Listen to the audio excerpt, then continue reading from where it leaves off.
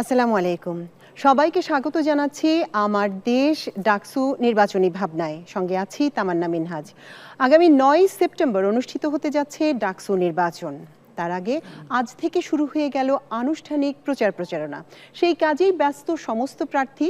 তার মধ্যে থেকেও কয়েকজনকে আমরা আজ তুলে এনেছি শুধুমাত্র আপনাদের সঙ্গে কথা বলার জন্য, জানতে এবং জানাতে কেমন তারা, কি চান তারা, আর যা চান তা বাস্তবায়নে তাদের পরিকল্পনাই বা কী। তার চেয়েও বড় কথা, আগামী একটি বছর পর তারা ঠিক কী ধরনের ঢাকা বিশ্ববিদ্যালয় আমাদের জন্য রেখে যেতে চান, সেই সমস্ত কথাই আমরা বলবো। তার আগে আমার দেশের নির্বাহী সম্পাদক সৈয়দ আফজাল আহমেদ সবার উদ্দেশ্যে অল্প কিছু কথা বলবেন।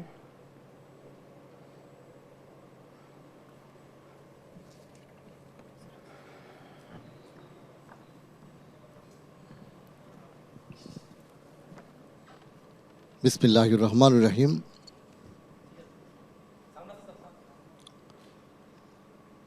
আসন্ন ডাকসু নির্বাচনকে সামনে রেখে দৈনিক আমার দেশ আজ থেকে ডাকসু নির্বাচনী ভাবনা বিষয়ক এই বিতর্ক এবং আলোচনা অনুষ্ঠানের শুরু করছে। আমাদের আমন্ত্রণে সাড়া দিয়ে ইতিমধ্যে ডাকসু নির্বাচনের 6 জন প্রার্থী ভিভি প্রার্থী আমাদের মঞ্চে এসেছেন। আমরা তাদেরকে স্বাগত জানাচ্ছি এবং কৃতজ্ঞতা জানাচ্ছি। আমরা সবাই জানি যে ঢাকা বিশ্ববিদ্যালয় বাংলাদেশের একটি শীর্ষ বিশ্ববিদ্যালয় এবং একসময় ঢাকা বিশ্ববিদ্যালয়কে বলা হতো প্রাচ্যের অক্সফোর্ড।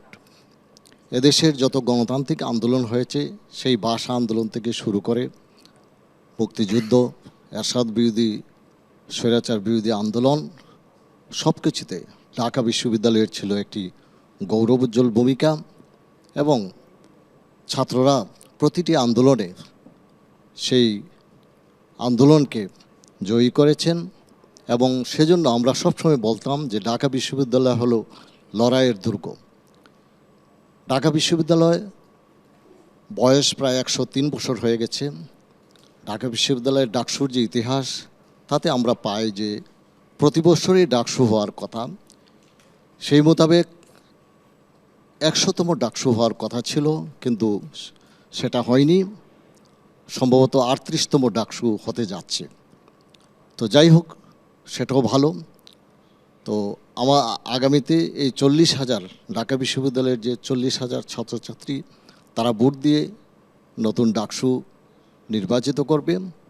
আমরা আশা করব যে এই ডাকসু ঢাকা বিশ্ববিদ্যালয়ের ছাত্রছাত্রীদের যে শিক্ষার অধিকার, তারা শুধু রাজনীতির চর্চাকেই প্রাধান্য দেবে না, ছাত্রছাত্রীদের যে শিক্ষার অধিকার, জ্ঞান অর্জন, সেই বিষয়গুলোকেও তারা গুরুত্ব দিবেন, ছাত্রদের সমস্যাগুলোকে গুরুত্ব দিবেন। তো আমরা আজকে শুনব প্রার্থীরা তাদের নির্বাচনী স্বপ্ন, তারা কী ধরনের ঢাকা বিশ্ববিদ্যালয়ে চান, কেমন বিশ্ববিদ্যালয়ে চান, সেগুলো আমরা তাদের এই বক্তব্যের মাধ্যমে শুনবো। আমি আর কথা বাড়াচ্ছি না, আমি আবারও সবাইকে স্বাগত জানিয়ে আমার সূচনা বক্তব্য এখানে শেষ করছি। আল্লাহ হাফেজ। অনেক ধন্যবাদ আমার দেশের নির্বাহী সম্পাদক সৈয়দ আফজাল আহমেদকে। আমরা মূল আলোচনায় প্রবেশ করব। সবার শুরুতেই জানিয়ে দিতে চাই আমাদের সঙ্গে আজকে কে কে আছেন আমাদের এই আলোচনায়, আমাদের জানাতে তারা কেমন এবং আমাদের একই সঙ্গে আমাদেরও জানতে যে তারা কি করতে চান, কিভাবে করতে চান। আমি আমার ডান দিক থেকে শুরু করতে চাই। শুরুতেই আছেন সাদিক কায়েম, ভিপি প্রার্থী। উনি ছাত্র শিবিরের ব্যানারে যেই প্যানেল ঐক্যবদ্ধ শিক্ষার্থী জোট, সেখান থেকে ভিপি পদপ্রার্থী। এরপরে আছেন আব্দুল কাদের, তিনি ভিপি প্রার্থী বৈষম্য বিরোধী শিক্ষার্থী সংসদের। তারপরে আছেন মোহাম্মদ ইয়াসিন আরাফাত, তিনি সচেতন শিক্ষার্থী সংসদের ভিপি প্রার্থী। এরপরে আছেন আমার বাম দিক থেকে, প্রথমেই বসেছেন শেখ তাসনিম আফরোজ ইমি, তিনি প্রতিরোধ পর্ষদের ভিপি প্রার্থী। এরপরে আছেন বিনিয়ামিন মোল্লা, তিনি ডাকসু ফর চেঞ্জের ভিপি প্রার্থী। এবং সবশেষে আছেন সমন্বিত শিক্ষার্থী সংসদের ভিপি প্রার্থী জামাল উদ্দিন মালিক। আপনাদের সবাইকে আমাদের এই অনুষ্ঠানে স্বাগত জানাচ্ছি। আমি আসলে শুরুটাই করতে চাই একটু সাদিক কায়েম আপনাকে দিয়ে। আজকে যে ঘোষণা আমরা দেখলাম তাতে দেখলাম যে স্ট্রাইকিং ফোর্স হিসেবে সেনাবাহিনীকে রাখবে। আমি যতদূর মনে করতে পারি ডাকসু নির্বাচনে এর আগে সেনাবাহিনীকে স্ট্রাইকিং ফোর্স হিসেবে কখনোই মোতায়েন করা হয় নাই। এবং তারপরে দেখলাম আপনারা একটি সংবাদ সম্মেলন করলেন কিছুক্ষণ আগে, যেখানে আপনারা অভিযোগ করেছেন যে চারুকলাতে আপনাদের যে ফেস্টুন টাঙানো হয়েছে সেটা ছিঁড়ে ফেলা হয়েছে, পাশাপাশি আপনাদের কিছু চেহারাও বিকৃত করা হয়েছে। কি মনে করছেন এই স্ট্রাইকিং ফোর্স মোতায়েন এবং আপনাদের এই অভিযোগ নির্বাচন নিয়ে কি কোনো সন্দেহ, সংশয় অথবা নিরাপত্তা পরিস্থিতি নিয়ে কোনো আপত্তিকর কিছু আপনার মনে কি কিছু এসেছে? ধন্যবাদ। আমার দেশ ডাকসু নির্বাচনী ভাবনা যারা দেখছেন এবং ভবিষ্যতে যারা দেখবেন সবাইকে আন্তরিক মোবারকবাদ। ডাকসু নির্বাচন ছিল জুলাই বিপ্লবের অন্যতম একটা আকাঙ্ক্ষা। জুলাই বিপ্লব পরবর্তী গত 1 বছর জুড়ে আমাদের যত দাবি দাওয়া উত্থাপন করেছি তার প্রথম দাবি ছিল প্রতিটি ক্যাম্পাসে ছাত্র সংসদ নির্বাচন দিয়ে দেওয়া। তো সে আলোকে ঢাকা বিশ্ববিদ্যালয় ছাত্র সংসদ নির্বাচনের আনুষ্ঠানিকভাবে আজকে থেকে প্রচারণা শুরু হয়েছে। আমরা শিক্ষার্থীদের উচ্ছ্বাস দেখতে পাচ্ছি। তো বিশ্ববিদ্যালয় প্রশাসনের আমরা শুরু থেকে বলছিলাম একটি ফ্রি ফেয়ার এবং ক্রেডিবল ইলেকশনের জন্য লেভেল প্লেয়িং ফিল্ডে সবচেয়ে গুরুত্বপূর্ণ। এবং এখানে যারা নির্বাচন কমিশনে আছে তারা সবাই আমাদের শ্রদ্ধাভাজন শিক্ষক, তাদের রাজনৈতিক আদর্শ থাকতে পারে এবং আমরা দেখেছি বিশ্ববিদ্যালয় প্রশাসন এখন যারা চালাচ্ছে একটা রাজনৈতিক দল দ্বারা তারা প্রভাবিত। কিন্তু আমরা বারবার বলছি আমাদের শিক্ষক তারা আমাদের শ্রদ্ধাভাজন। নির্বাচনে কোনো একটা ছাত্র সংগঠনকে ফেভার দেওয়া অথবা উপর থেকে কোনো কিছু আরোপিত দ্বারা নির্বাচন পরিচালিত হওয়া তার কোনোটাই আমরা চাই না। এবং এই জায়গায় যদি বিশ্ববিদ্যালয়ের শিক্ষকরা যারা নির্বাচন কমিশনে আছে এবং বিভিন্ন হল কমিটির প্রভোস্ট যারা আছেন তারা যদি কোনো একটা দলকে, কোনো একটা ছাত্র সংগঠনকে এক্সট্রা ফেসিলিটিস দেয়, ফেভার দেয়, তাহলে তারা শিক্ষার্থীদের বিরুদ্ধে অবস্থান নেবে। তো আমরা যে আশঙ্কা প্রকাশ করছি সেই আশঙ্কাগুলো গত 4-5 দিনে আমরা এটার প্রতিচ্ছবি দেখতে পাচ্ছি। এবং সে জায়গায় আমরা আজকেও দেখতে পেয়েছি আমাদের যে হচ্ছে চারুকলায় আমরা সারা চারুকলা না পুরো ঢাকা বিশ্ববিদ্যালয় ক্যাম্পাসে আমাদের যে পেস্টুনগুলো আছে সেগুলো আমরা দিয়েছিলাম এবং সেই পেস্টুনে কিছু দুষ্কৃতিকারী আমাদের পেস্টুন তারা বিকৃত করেছে। বিশেষ করে আমাদের যে নারী প্রতিনিধি আছে তাদের চেহারাকে বিকৃত করা হয়েছে, যেটা সেই আগের সময়ে শাহবাগ কায়েম করার মাধ্যমে বাংলাদেশে যে হিজাব ফোবিয়া তৈরি করা হয়েছিল, ইসলামের যে সিম্বলগুলো আছে সেগুলো যেভাবে প্রবলেমাটাইজ করা হয়েছিল, ঠিক একই কায়দায় এই জুলাই বিপ্লব পরবর্তী যারা হচ্ছে পরাজিত শক্তি তারা বিভিন্নভাবে এই ডাকসু নির্বাচনকে বন্ধ করার জন্য বিভিন্ন ধরনের ষড়যন্ত্র এবং চক্রান্ত করছে, তার প্রতিচ্ছবি আজকে আমরা দেখতে পেয়েছি। তো সেই জায়গা থেকে আমরা বিশ্ববিদ্যালয় প্রশাসনকে বলেছি এবং আমরা অভিযোগ করেছি, আমরা বলেছি একটা আমাদের যদি নির্বাচনটা ফ্রি ফেয়ার এবং ক্রেডিবল করতে চাই অবশ্যই এখানে লেভেল প্লেয়িং ফিল্ড ইনশিওর করতে হবে এবং কালচারাল ফেসিস যারা আছে, যারা জুলাই বিপ্লব পরবর্তী সেই আগের ফেসিবাদী বয়ান, দিল্লির যে বয়ান, হাসিনার যে বয়ান, সেই বয়ান দ্বারা যারা আবার এখানে প্রাসঙ্গিক হতে চাই তাদের বিরুদ্ধে আমাদের অবস্থান পরিষ্কার করতে হবে। এবং এই জায়গায় এই যে সাইবার বুলিং হওয়া, আমাদের এই জুলাই আন্দোলনে কিন্তু আমাদের ছাত্রীদের অগ্রণী ভূমিকা ছিল। তো যারা এই ছাত্রীরা যেন আবার আন্দোলনে, আবার রাজনীতিতে এবং নির্বাচনে যেন তারা না আসে, এটাকে যারা বাধাগ্রস্ত করার চেষ্টা করতেছে তাদের বিরুদ্ধে আমরা যত ছাত্র সংগঠন আছি আমাদের সবাইকে ঐক্যবদ্ধভাবে আমাদের ভয়েসগুলো জারি রাখতে হবে। এবং এর বাইরে এই যে আজকে আচরণবিধির ব্যাপারে কথা বলা হয়েছে, এই যে আচরণবিধিগুলো কার মাধ্যমে হচ্ছে এগুলো আমরা কিছুই জানি না। এবং রাতে 8টায়, 9টায়, 10টায়, 11টায় বিভিন্ন ধরনের বিজ্ঞপ্তি দেওয়া হচ্ছে, সেগুলো আমাদের কারোর সাথে আলাপ করা হচ্ছে না। এবং এই সকল আচরণবিধি সব কিছু একটা ছাত্র সংগঠনকে অনেক বেশি ফেভার করছে। তো আমরা আজকে আমাদের অভিযোগগুলো দিয়েছি, আমরা আমাদের প্রস্তাবনাগুলো দিয়েছি একটা ফ্রি ফেয়ার ক্রেডিবল ইলেকশনের জন্য কী কী শর্ত, এবং আশা করছি যে ডাকসুর যে নির্বাচন কমিশন আছে তারা সেই বিষয়গুলো সামনে রেখে তারা যে দুর্বলতাগুলো আছে সেই দুর্বলতাগুলোকে তারা দূর করবেন এবং একটি স্বতঃস্ফূর্ত নির্বাচনের মাধ্যমে আমরা গণতন্ত্রের একটা অসাধারণ একটা নমুনা স্থাপন করব এবং এর মাধ্যমে আগামীর বাংলাদেশ বিনির্মাণে আমরা সহায়তা করব। ধন্যবাদ আপনাকে। আমি আসলে এরপরে যাব হচ্ছে আব্দুল কাদের আপনার কাছে। তার আগে আমি একটু বলে নিতে চাই, সেটা হচ্ছে আমরা ছাত্র দল থেকে যিনি দাঁড়িয়েছিলেন এবার ভিপি প্রার্থী হিসেবে আবিদুল ইসলাম খান এবং উমামা ফাতিমা, তাকেও আমরা আসলে আজকে আমন্ত্রণ জানিয়েছিলাম। তারা প্রাথমিকভাবে আমাদের আমন্ত্রণ গ্রহণও করেছিলেন, পরবর্তীতে যে কোনো কারণে হোক তারা আসেননি। আমি আব্দুল কাদের আপনার কাছে যাচ্ছি। জুলাই গণ অভ্যুত্থানে আপনারা নেতৃত্ব দিলেন, তারপর একটা ছাত্র সংগঠন হলো, কিন্তু সেখানে দেখা যাচ্ছে আপনারা ঐক্যবদ্ধ হয়ে একটা প্যানেল দিতে পারলেন না। তো আপনাদের মধ্যে এরকম ফাটল কেন? এত অল্প সময়ের মধ্যে এককভাবে প্যানেল দিতে ব্যর্থতা, তাহলে পরবর্তী পর্যায়ে ভিপি নির্বাচিত হয়ে তখন কি ঐক্যবদ্ধভাবে কাজ করতে পারবেন? তখন তো আরো অন্য দলের সঙ্গেও কাজ করতে হবে, এটা তো না যে সবই আপনাদের আসবে। জি ধন্যবাদ। দেখেন, প্রথম কথা হচ্ছে জুলাই গণ অভ্যুত্থানের যে ব্যানার, সেই ব্যানার কিন্তু ইনক্লুসিভ একটা ব্যানার। তো সেই ব্যানার কিন্তু দায়বদ্ধতার জায়গা দুইটা। প্রথম দায়বদ্ধতা হচ্ছে আপনার যে বিদ্যমান যে ব্যবস্থা আছে সেটাকে উপরে ফেলা। দ্বিতীয় যে দায়বদ্ধতার জায়গাটা, সেটা হচ্ছে নতুন ব্যবস্থা সেখানে হাজির করা। তা আপনি জানেন হচ্ছে আমাদের গণ অভ্যুত্থান পরবর্তীতে নতুন যে ছাত্র সংগঠন, সেই ছাত্র সংগঠনে যে মানুষরা মনে করেছেন তারা দুইটা দায়বদ্ধতা তারা ফুলফিল করবেন। অনেকে হচ্ছে প্রথমটা শেষ করে তারা আবার পরেরটা ফিরে গিয়েছেন, কিন্তু না, কিছু মানুষ মনে করেছেন যাদের বিভিন্ন গড় নাই, ছাত্র দল নাই, শিবির নাই, কিংবা নানান গড় নাই, তারা মনে করছেন যে নতুন একটা প্ল্যাটফর্মে যুক্ত হয়ে তারা সেই দায়বদ্ধতা তারা ফুলফিল করবেন। সেই জায়গা থেকে নতুন যদি আমরা ক্যাম্পাসের কথা বলি, এই আন্দোলন তো আপনার ক্যাম্পাস কেন্দ্রিক আন্দোলন। ক্যাম্পাসে প্রথম যদি ক্যাম্পাসের আকাঙ্ক্ষার কথা বলি, ক্যাম্পাসের প্রথম আকাঙ্ক্ষা হচ্ছে আমূল একটা পরিবর্তন আনা। সেটা আপনার অবশ্যই ডাকসুর নির্বাচনের মধ্য দিয়ে, ডাকসুকে কার্যকর করার মধ্য দিয়ে।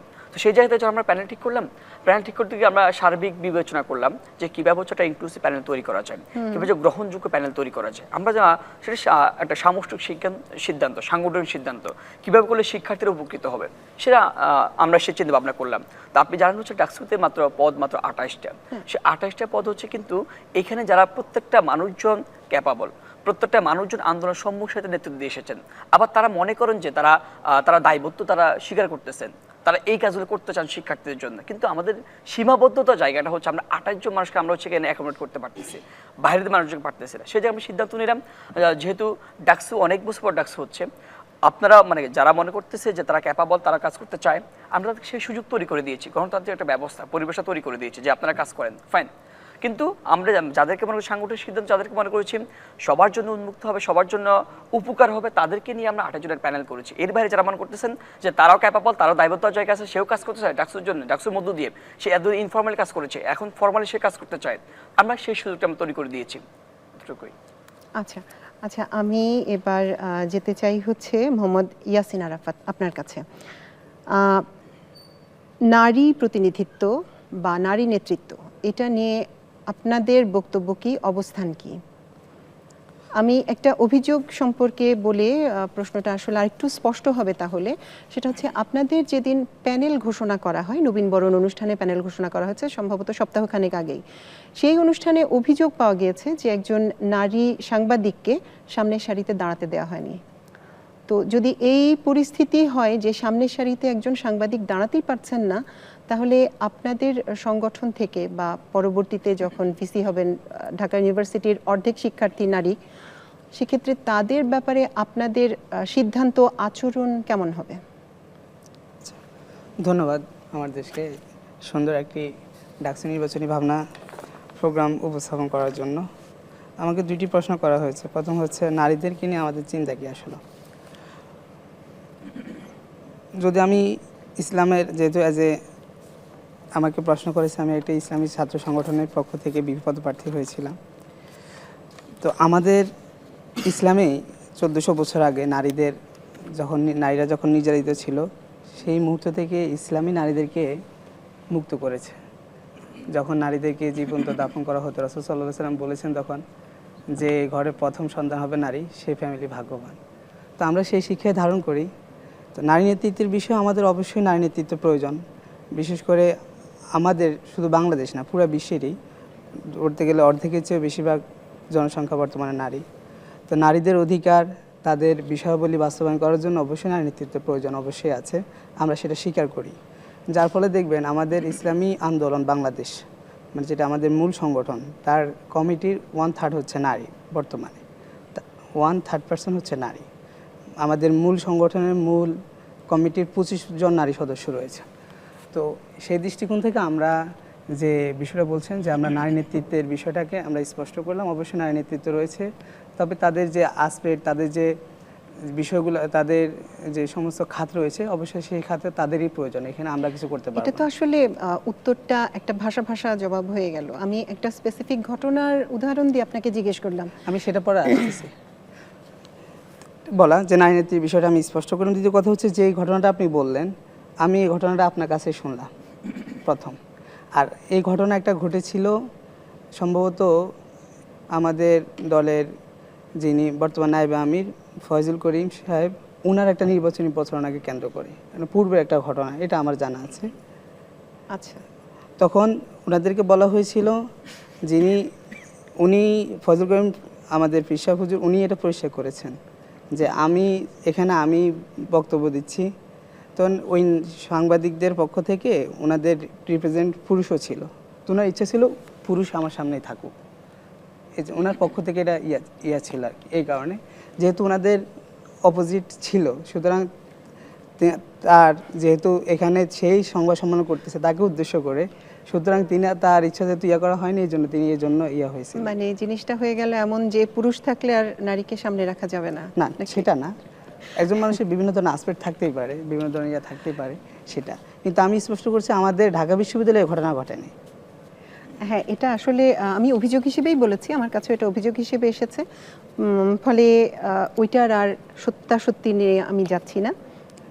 আপনার কথার প্রেক্ষিতে বললাম যে একজন পুরুষ যেহেতু ছিলেন, কাজে নারী দূরে থাকলেও হয়, ওইটার প্রেক্ষিতে বললাম আমি ইনি আপনার কাছে একটু আসতে চাই। একটু পুরনো কথা দিয়ে শুরু করব। 2019 সালে আপনি একটা স্ট্যাটাস দিয়েছিলেন যে ডাকসুতে আজীবন শেখ হাসিনাকে সদস্য পদ হিসেবে দেয়া হোক। এখন ঘটনা হচ্ছে 2019 সালের মধ্যে আমরা দুটি নির্বাচন দেখেছি, তার বিরুদ্ধে তার আগেই গুম খুন নির্যাতন সবকিছুই আমরা দেখেছি, এবং একটা কোটা আন্দোলন 2018-তে যেটা হলো, দেখেছি আমরা যে উনি কিভাবে সেটা দমন করেছেন।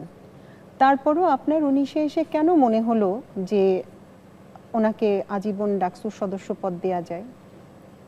ধন্যবাদ। আসলে 2018 সালে তো নিরাপদ সড়ক আন্দোলনের পরে আমাকেই একদম, যেটা বিশ্ববিদ্যালয়ের নিয়ম বহির্ভূত, যে সন্ধ্যার পরে কোনো ছাত্রীকে আটক করা যায় না, কিন্তু আমাকে সন্ধ্যার পরে আমার প্রক্টর এবং হল প্রশাসনকে জানিয়ে আমাকে তুলে নিয়ে যায় ডিবি পুলিশ, যেটা আসলে বিশ্ববিদ্যালয়ের স্বায়ত্ত শাসনেরও লঙ্ঘন ছিল। অবশ্যই। তো আসলে ব্যাপারটা যেটা ছিল সেটা 30 বছর পরে একটা ডাকসু পাওয়ার ব্যাপার, এবং আমার হলে যদি শতভাগ স্বচ্ছ নির্বাচন না হতো, আমরা যদি সেটা নিশ্চিত না করতে পারতাম, আমরা ছাত্রলীগের পুরো প্যানেলটাকে হারিয়ে 9 জন স্বতন্ত্রভাবে জিতে আসতে পারতাম না।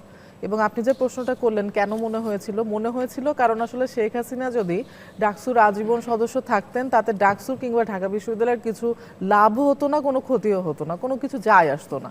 আমার একটা স্ট্র্যাটেজিক মুভ ছিল, সেটি ঠিক ছিল না ভুল ছিল সেটি নিয়ে বিতর্ক হতে পারে, কিন্তু আমার উদ্দেশ্যটা ছিল, যেটা আমার ইন্টেনশনটা ছিল, সেটা আমি যাতে হলে নির্বিঘ্নে কাজ করতে পারি, আমাকে যাতে বাধার সম্মুখীন না করা হয়। কারণ যেহেতু প্রথম থেকে পদে পদে আমাদেরকে অসহযোগিতা করছিল প্রশাসন, বিশ্ববিদ্যালয়, সেই কারণে আমার একটা স্ট্র্যাটেজিক মুভ ছিল যে আমি সরাসরি তাদেরকে যদি শত্রু বানাই, তাহলে আসলে আমার পক্ষে আসলে হলটা চালানো অনেক বেশি টাফ হবে।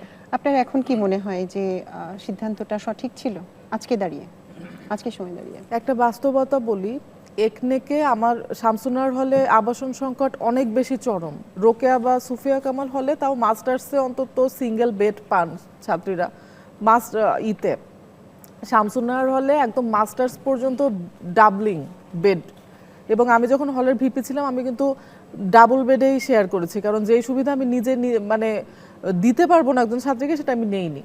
তো আমাদের সংকটটা এরকম ছিল, 3 বার একনেকে অনুমোদন হওয়ার পরেও কিন্তু আমাদের ভবনের কার্যক্রমটা আটকে দেওয়া হয়। এবং আমাদের হলের সামনের যে ভবনটা, আমি যখন বিশ্ববিদ্যালয়ে ভর্তি হয়েছিলাম, আমাদের হলের সামনের রাস্তাটা তখনও যেরকম ছিল জরাজীর্ণ ভাঙা, এখনও ঠিক একই অবস্থায় আছে। তো আমাদের প্রতিকূলতাটা আসলে আমি একটু মানে করতে বলবো। এবং আমরা যা কাজ করেছিলাম, আমরা এক হলে ছাত্রীকে আইডি কার্ড জমা দিয়ে আরেক হলে অবস্থান করতে থাকার অনুমোদন নিয়ে এসেছিলাম, মা এবং বোনেরা হলে আসতে পারতেন, থাকতে পারতেন, অনাবাসিক শিক্ষার্থীরা আইডি কার্ড জমা দিয়ে হলের অভ্যন্তরে আসতে পারতেন, অবস্থান করতে পারতেন। প্রত্যেকটা জিনিস কিন্তু বিশ্ববিদ্যালয় এক এক করে বন্ধ করে দিয়েছে, কিন্তু এই অনুমতিগুলো পেতে আমাদের কিন্তু দীর্ঘ সময় লড়াই করতে হয়েছে। তো আসলে পুরো একটা প্রতিকূল পরিবেশে আসলে, এবং এটা আমার দুর্ভাগ্যই বলবো যে আমি যখনই মানে যে আমি নেতৃত্বের জায়গায় আমি আসলে আমার অনুকূল কিছু পাইনি, সবসময় আমাকে প্রতিকূলতায় ফেস করতে হয়। মেয়ে হিসেবে আসলে প্রতিকূলতা, আমার নিজের ব্যক্তিগত অভিজ্ঞতা ওরকম যে ডবল প্রমাণ করতে হয়, দ্বিগুণ প্রমাণ করে সামনে আগাতে হয়। আমি জানি না আপনার কতটুকু মানে আপনাদের প্রতিবন্ধকতা সম্ভবত আরেকটু বেশি, কারণ আপনারা সরাসরি রাজপথে কাজ করেন। আরেকটা জিনিস আপনার কাছ থেকে জানার ছিল আমার, কিন্তু খানিকটা আপনি বলে ফেলেছেন ইতিমধ্যেই। শামসুন নাহার হলের ভিপি ছিলেন, তখন আপনার কার্যক্রমগুলি কিছুটা আমরা শুনেছি, পরে আশা করি প্রসঙ্গক্রমে আরও কিছু শুনতে পারবো। বিনিয়ামিন, আপনার কাছে আসতে চাই। আপনাকে প্রায়ই দেখা যায় উমামা ফাতেমার সঙ্গে প্রচার চালাতে, তো আপনাদের কি জোট করার পরিকল্পনা আছে? আসলে উমামা ফাতেমার সাথে প্রায় প্রচারণা চালাচ্ছি এরকম না। তার আগে আমি শুভেচ্ছা জানাচ্ছি যে আমার দেশ পত্রিকাকে এ ধরনের একটা আয়োজন করার জন্য ডাকসু ফর চেঞ্জ প্যানেল থেকে। আর ঢাকা বিশ্ববিদ্যালয়ের শিক্ষার্থীদের উদ্দেশ্যে বলে নিতে চাই যে আমাদের যে স্লোগানটি হচ্ছে no more dirty politics, no more violence, make the DUCSU for academic excellence. এবং আমাদের যে ভিশন, 1 স্টুডেন্ট 1 বেড 1 টেবিল এবং পার্ট টাইম জব আউটসোর্সিং। এবং আপনি যে প্রশ্নটি করলেন, আমার কাছে যে কেমন যেন মনে হচ্ছে যে আমরা যেই টকশোতেই এখন যাচ্ছি বা যে আলোচনায় যাচ্ছি, বিশ্ববিদ্যালয় অভ্যুত্থান পরবর্তী একটা বিশ্ববিদ্যালয়ের যে ধরনের চিন্তা বা প্রত্যাশা শিক্ষার্থীরা করেন, আমরা অনেক ক্ষেত্রেই জাতীয় রাজনীতি বা অন্য অন্য বিষয় কেন্দ্রিক বেশি আলোচনা হয়ে যাচ্ছে। সেই বিষয়গুলো নিয়ে, বিশ্ববিদ্যালয় কেন্দ্রিক বিষয়গুলো নিয়ে শিক্ষার্থীদের কি ভাবনা বা আমরা কি ভাবতেছি, এই বিষয়গুলোর আলোচনাটা অনেক বেশি হবে। না না, ওটা তো জরুরি, ওটাতে তো যাবই। উমামা ফাতেমার সাথে আমার কোনো প্যানেল হচ্ছে না, উনিও বিবি প্রার্থী, আমিও বিবি প্রার্থী। ওইটুকুই আসলে প্রশ্ন ছিল। আপনি নূরের উত্তরসূরি, তাকে কিভাবে মূল্যায়ন করেন? সফল, ব্যর্থ বা ভিপি হলে আপনি নিজে আসলে কিভাবে এগোতে চান, কিভাবে কাজ করতে চান? আমি আসলে এককভাবে নুরুল হক নূরের উত্তরসূরি এককভাবে না, এটা না, আসলে সেই সময় আমাদের কিছু ভাইরা ছিলেন যারা সেই 18 সালে অসীম সাহস নিয়ে দাঁড়িয়েছিলেন, যাদেরকে দেখে আসলে আমরা আন্দোলনে যুক্ত হই। সেক্ষেত্রে আমরা সবাই কিন্তু ভাই, কাছাকাছি বয়সেরই ভাই এবং নেতা এরকমই। আর যদি ওই ধারাবাহিকতায় নিয়ে আসেন যে 19 সালে ছাত্র অধিকার পরিষদের প্যানেল থেকে নুরুল হক নূর ভিপি হয়েছে, আর সেই ছাত্র অধিকার পরিষদ থেকে আমি এবার 25 সালে ভিপি পদপ্রার্থী, সেই উত্তরসূরিতার জায়গাটা কিন্তু বাস্তব। অবশ্যই সেই 19 সালের যে লড়াই সংগ্রাম আর বর্তমানের ডাকসুর যে লড়াই সংগ্রাম, সেটা অনেকটাই ভিন্ন। কারণ 19 সালের সেই ডাকসুর কারণেই আজকে 25 সালের যে ডাকসু, এই ডাকসুর যে প্ল্যাটফর্ম, 19 সালে ছাত্রলীগ ছিল, ছাত্র শিবির ছিল না। 25 সালের ডাকসুতে ছাত্র শিবির আছে, ছাত্রলীগ নাই।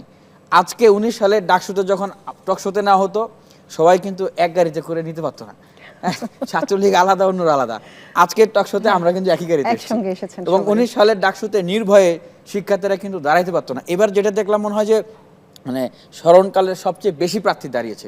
এবং এটা উল্লেখ করতে চাই যে এটা আমি যতবার টকশো হবে, যেখানেই টকশো হবে, আমি এই কথাটা বারবার বলবো যে ছাত্রদল ডাকসুর বিপক্ষে ছিল, তারা পক্ষে ছিল না। এবং অন্যরা কেউ কম ছিল পক্ষে, কেউ বেশি ছিলেন, কিন্তু ছাত্রদল সরাসরি বিপক্ষে ছিল। এই কথাটা আমি কেন বলবো, বারবার বলবো এবং বারবার বলবো। কেন বলবো? কারণ তাদের এই প্রভাব বলয়ের বিরুদ্ধে যুদ্ধ করে এই ডাকসুটাকে নিয়ে আসতে হয়েছে। আমি নিজে আমরণ অনশন করেছি ভিসারের বাসভবনের সামনে, এবং মানে শিক্ষার্থীদেরকে সাথে নিয়ে ফাইট করেছি, যেখানে এখানেও যারা আছেন তাদের অনেকেই সেখানে ছিলেন, জয়েন করেছিলেন। কিন্তু ছাত্রদল এত বড় একটা কমিটি দিয়েছেন, 500-র অধিক, তাদের কমিটির একজনও বলতে পারবেন না যে তারা একদিন রাজপথে নেমে আমাদেরকে সমর্থন দিয়েছেন বা তারা তাদের মতো করে কোনো আন্দোলন করেছেন, কোনো প্রতিবাদ করেছেন। তো সেই জায়গাটা আবার দেখলাম যে ওনারা হচ্ছে ইশতেহার দিচ্ছে যে গেস্ট রুম, গণরুম থাকবে না, ফাও খাওয়া থাকবে না। অথচ আরেক দিক দিয়ে সাধারণ শিক্ষার্থীদের যে চাওয়া, জুলাই অভ্যুত্থানের যে কমিটমেন্ট, মানে সাধারণ শিক্ষার্থীকে মানে একটু ভীতিকর পরিস্থিতি তৈরি করে হল কেন্দ্রিক ওনারা কমিটি দিচ্ছেন। আবার আমরা দেখছি যে ওনারা শিক্ষার্থী বান্ধব ক্যাম্পাস করতে চান, শিক্ষার্থীদের স্বার্থে কাজ করতে চান, কিন্তু ওনাদের নিজেদের প্যানেলই আসলে ওনারা, মানে এইটুকু স্বাধীনতা তো ছাত্র সংগঠনের থাকা উচিত, নিজেদের প্যানেলই ওনারা আসলে ঠিক করতে পারে নাই। আসলে এই আলোচনাটা আরেকটু এগোনো যেত যদি আজকে আবিদ এখানে আসতেন, থাকতেন, তার সামনে হলে তারও বলার ছিল, সুযোগ ছিল। যেহেতু ওনাকে আমরা পাচ্ছি না, একতরফা অভিযোগ করে এভাবে আসলে খুব একটা লাভ হওয়ার কথা না। জামাল উদ্দিন খালিদ, আপনার কাছে আসতে চাই। আপনি একসময় ইসলামী ছাত্র আন্দোলন বাংলাদেশ করতেন, একসময় করতেন। আমি দেখছি মানে ইতিমধ্যেই তারা আলাদা একটা প্যানেল দিয়েছে, আপনি আলাদাভাবে দাঁড়িয়েছেন সমন্বিত শিক্ষার্থী সংসদ থেকে। আপনারা একসাথে এলেন না কেন? মানে আমি আজকে এখানে আসার কথা বলছি না, ঐক্যবদ্ধভাবে প্যানেল কেন আমরা দেখলাম না? দলগতভাবে তো তাদের সাথে আমার বিচ্ছিন্নতা 2022 সালের শুরুতেই, ফলে একসাথে আসার তো প্রশ্ন না। তারপরও আমাদের চেষ্টা ছিল যে আমাদের সমমনা যে সংগঠনগুলো আছে, শুধু ইসলামী সংগঠন না, জাস্ট আমি কিন্তু আমাদের ছাত্র অধিকার পরিষদ সহ বা আমাদের অন্য যারা ছিল, আমরা সবাইকে নিয়ে একটা সমন্বিত প্যানেল দেওয়ার চেষ্টা করেছিলাম। কিন্তু প্রত্যেক সংগঠনেরই নির্দিষ্ট একটা চাওয়া পাওয়া থাকে, নির্দিষ্ট হিসাব নিকাশ থাকে, যার কারণে হয়নি। এটাই, অন্য কোনো কিছু না। আচ্ছা, আমি কিছু প্রশ্ন করব, এটা হচ্ছে আপনাদের সবার জন্য, আপনারা যে যার মতো করে উত্তর দেন, কিন্তু জিনিসটা জানা খুব জরুরি। এক হচ্ছে প্রথম যেটা জানতে চাই সেটা হচ্ছে ডাকসুর প্রায় অর্ধেক শিক্ষার্থী নারী, কিন্তু মোট প্রার্থীর মাত্র 13% তারা এসেছেন, তারা প্রার্থী দিয়েছেন। মোট পদ 28টি, আর আমরা প্রার্থী দেখছি 471 জন, যেখানে নারী মাত্র 60 জন। এবং প্রতি নারী প্রার্থী একই অভিযোগ করেছেন, সেটা হচ্ছে তারা ভয়াবহভাবে সাইবার বুলিংয়ের শিকার হচ্ছেন, প্রত্যেকেই হচ্ছেন। আমি অনুষ্ঠান শুরুর আগে ইনির সঙ্গে কথা বললাম, একই পরিস্থিতি সব জায়গায়। এটা অবশ্য আমি একটা সামাজিক ব্যাধি বলবো, এটা যে শুধু নারী প্রার্থী হয়ে ওনারা দাঁড়াচ্ছেন, সামনে এসেছেন, তাই ওনারা এটা ফেস করছেন তা কিন্তু না। ওভারঅল সবাই করছে, পেশাজীবীরা করছেন, গৃহিণীরা করছেন। কিন্তু ঢাকা বিশ্ববিদ্যালয় থেকে আপনারা প্রতিনিধিত্ব করছেন, আপনাদের ক্ষেত্রে আপনাদের পরিকল্পনাটি কি সাইবার বুলিংয়ের ক্ষেত্রে, অথবা প্রতিনিয়ত যে হেনস্থা হচ্ছে, নানাভাবে অসম্মানিত হচ্ছে, আক্রমণের শিকার হচ্ছে, একজন ভিপি প্রার্থী যদি বলেন যে তিনি ভিকটিম, তাহলে এর চেয়ে লজ্জাজনক তো আর কিছু হয় না। কি পরিকল্পনা? সাদিক, আমি আপনাকে দিয়ে শুরু করি। ধন্যবাদ। দেখেন, আমার আরেকটু আগে যাইতে হবে। আমাদের জুলাই বিপ্লবে যখন আমরা আন্দোলন শুরু করেছিলাম, আন্দোলনে আমাদের এই নারীরাই, আমাদের ছাত্রীরাই আমাদেরকে সাহস জুগিয়েছে। এবং যখন 15 জুলাই ছাত্রলীগের সন্ত্রাসীরা হামলা করে, তখন আমাদের বোনরাই, এই ছাত্রীরাই, তারা সবার আগে গিয়ে আমাদেরকে সেফগার্ডের ভূমিকা তারা ছিল। এবং পুরো আন্দোলন জুড়ে যখন ঢাকা ইউনিভার্সিটি ক্যাম্পাস বন্ধ হয়ে গিয়েছিল, পরবর্তী প্রাইভেট ইউনিভার্সিটিতে আমাদের নারীদের অংশগ্রহণ দেখতে পেয়েছি। এবং 19 জুলাই থেকে যখন ইন্টারনেট ব্ল্যাকআউট এবং কারফিউ জারি ছিল, সেই সময়ে যাত্রাবাড়িতে হিজাবি, নন হিজাবি, আরবান, মিডল ক্লাস, এলিট সবাই নেমে পড়েছিল। তো এই জুলাই আন্দোলন সফলতার পেছনে অন্যতম একটা গুরুত্বপূর্ণ ভূমিকা রেখেছিল আমাদের এই নারীরাই। এবং জুলাই বিপ্লব পরবর্তীতে, হ্যাঁ, এই জুলাই বিপ্লব পরবর্তীতে নারীদের অংশগ্রহণ এবং রাজনীতিতে তাদের যে ইতিবাচক চিন্তা, তাদের যে ভাবনা, নেশন বিল্ডিং নিয়ে যে তাদের যে অংশগ্রহণ, সে জায়গায় যেন না আসতে পারে। এখানে পতিত ফেসিস্ট যারা আছে, তারা বিভিন্নভাবে সাইবার বুলিং করেছে। প্রতিনিয়ত আমাদের যারা আমরা বন্ধুপ্রতিমরা আছি, দেখা গেছে এখানে আমাদের একটা বাজেভাবে দেখা গেছে আমাদের বোনদেরকে বিভিন্নভাবে বোলিং করা হয়েছে। এবং এই যখন ডাকসু নির্বাচন, যখন আমরা প্যানেল ঘোষণা করেছি, আপনারা দেখতে পেয়েছেন ঐক্যবদ্ধ শিক্ষার্থী জোটের পক্ষ থেকে, এবং সেই জোটে আমাদের 4 জন নারী প্রতিনিধি আছে, ক্রমাগত তাদেরকে সাইবার বুলিং করা হচ্ছে। এবং তাদের ইনবক্সের অবস্থা মানে মেন্টালি ট্রমাটাইজ। আমাদের ফাতিমা তাসনিম জুমা, তামান্না, এরপরে সাবিকুন নাহার, যারাই আছে প্রত্যেকের অবস্থা খুব ভয়াবহ অবস্থা। এখন আমরা বলতে চাই, এরকম যারা করছে তারা হলো এক একজন কালপ্রিট। এই জায়গায় আমরা যারা আছে, আমাদের সবাইকে এই জায়গায় কনসেনসাস আসতে হবে। এই ধরনের যারা সাইবার বুলিং করছে তাদেরকে আইডেন্টিফাই করতে হবে, তাদেরকে দৃষ্টান্তমূলক বিচারের আওতায় নিয়ে আসতে হবে। কিন্তু আমরা যদি এখানে দোষারোপের রাজনীতি করি, দায় দিয়ে দেওয়ার রাজনীতি করি, এর মাধ্যমে যে অপরাধী সে নিস্তার পেয়ে যাচ্ছে। ভিপি হলে আপনি কি করবেন? অবশ্যই আমাদের এটা আমাদের ইশতেহারের মধ্যে আছে। আমরা বলছি আমরা একটা ডিজিটাল কমপ্লেইন বক্স করব। ঢাকা বিশ্ববিদ্যালয়ে যৌন হয়রানি সেল বিষয়ক একটা সেল আছে, এটা কোনো কার্যকারিতা নাই এবং এটা কোনো অর্ডিন্যান্স নাই, যে কারণে এর আগে যতগুলো এরকম হয়রানি বিষয়ক যে অভিযোগগুলো এসেছিল, সেই অভিযোগগুলো জাস্ট আপোষ মীমাংসার মাধ্যমে শেষ করে দেওয়া হয়েছে। তো আমরা ইনশাআল্লাহ যদি শিক্ষার্থীদের ম্যান্ডেট পেয়ে বিজয়ী হয়ে আসি, আমরা একটা ডিজিটাল কমপ্লেইন বক্স করব। সেখানে যে নিপীড়নের সাথে জড়িত তাদের প্রত্যেককে দৃষ্টান্তমূলক বিচারের আওতায় নিয়ে আসা হবে। এবং আমাদের এই ক্যাম্পাসে নারীদের জন্য নিরাপত্তা এনশিওর করা এবং নারী বান্ধব একটা ক্যাম্পাস এনশিওর করার জন্য আমরা দৃঢ় প্রতিজ্ঞ। এটা অলরেডি আমরা কমিটমেন্ট করেছি এবং এটাও আমি এনশিওর করতে চাই। ইসলামী ছাত্র শিবিরের দায়িত্বশীল পর্যায় থেকে কারো এমন একটা কমেন্ট পাবেন না যে কমেন্টের মাধ্যমে নারীদেরকে বিদ্বেষ ছড়ানো হয়েছে।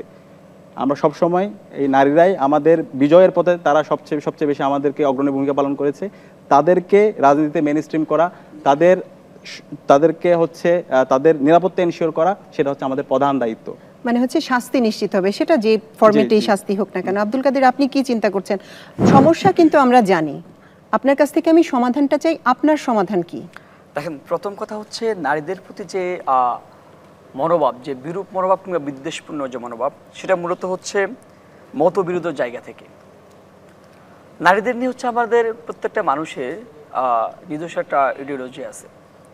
কেউ যদি মনে করে যে একজন বামপন্থী নারী কিংবা ডানপন্থী নারী, আজকে আমরা দেখেছি ছাত্র শিবিরে একজন নারী পদপ্রার্থী, তার মানে হিজাব পরাটার ছবি, সেটাকে বিকৃত করা হয়েছে।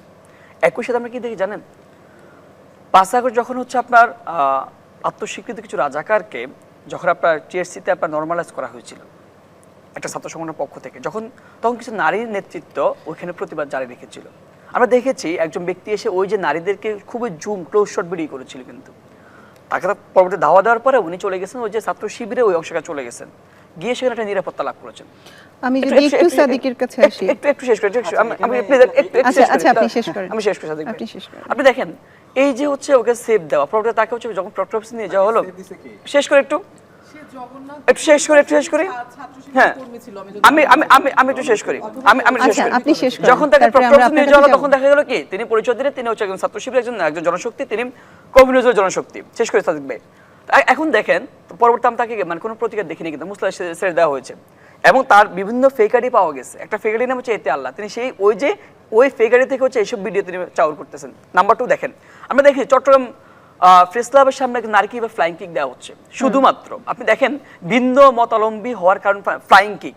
মানে সরি টু সে, ছাত্রলীগে আপনি হাজার দোষ কথা বলতে পারেন, কিন্তু ঢাকা বিশ্ববিদ্যালয়ের ছাত্রলীগের কথা বলেন, নারীদের প্রতি সবচেয়ে সহানুভূতিশীল ছিল, কিন্তু শ্রদ্ধাশীল ছিল ঢাকা বিশ্ববিদ্যালয় ছাত্রলীগ। কিন্তু পূর্ণ জুলাই যে হামলা, আমি শেষ করি, জুলাইয়ের অভিজ্ঞতা সেটা বলেন না।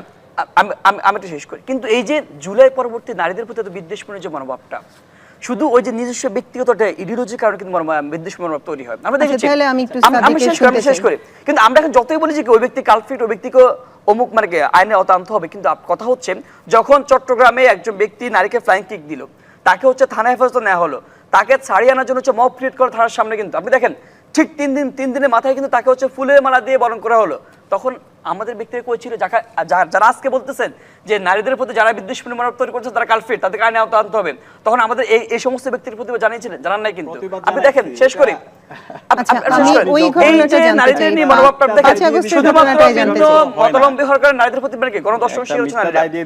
যারা গণঅভ্যুত্থানে যে নারীরা গণঅভ্যুত্থানের সামনে ঢাল হয়ে দাঁড়িয়েছিল, কিন্তু সেই নারীদেরকে আমরা থ্রেট হিসেবে মনে করতেছি, সেই নারীরা প্রতিনিয়ত ট্রমাটাইজ হয়ে যাচ্ছে। কিন্তু নারীরা তারপর রাজনীতি আসবে কিভাবে? না, এটা তো সংকটের জায়গা। আমি শেষ করে দেখেন, আমি শেষ করি।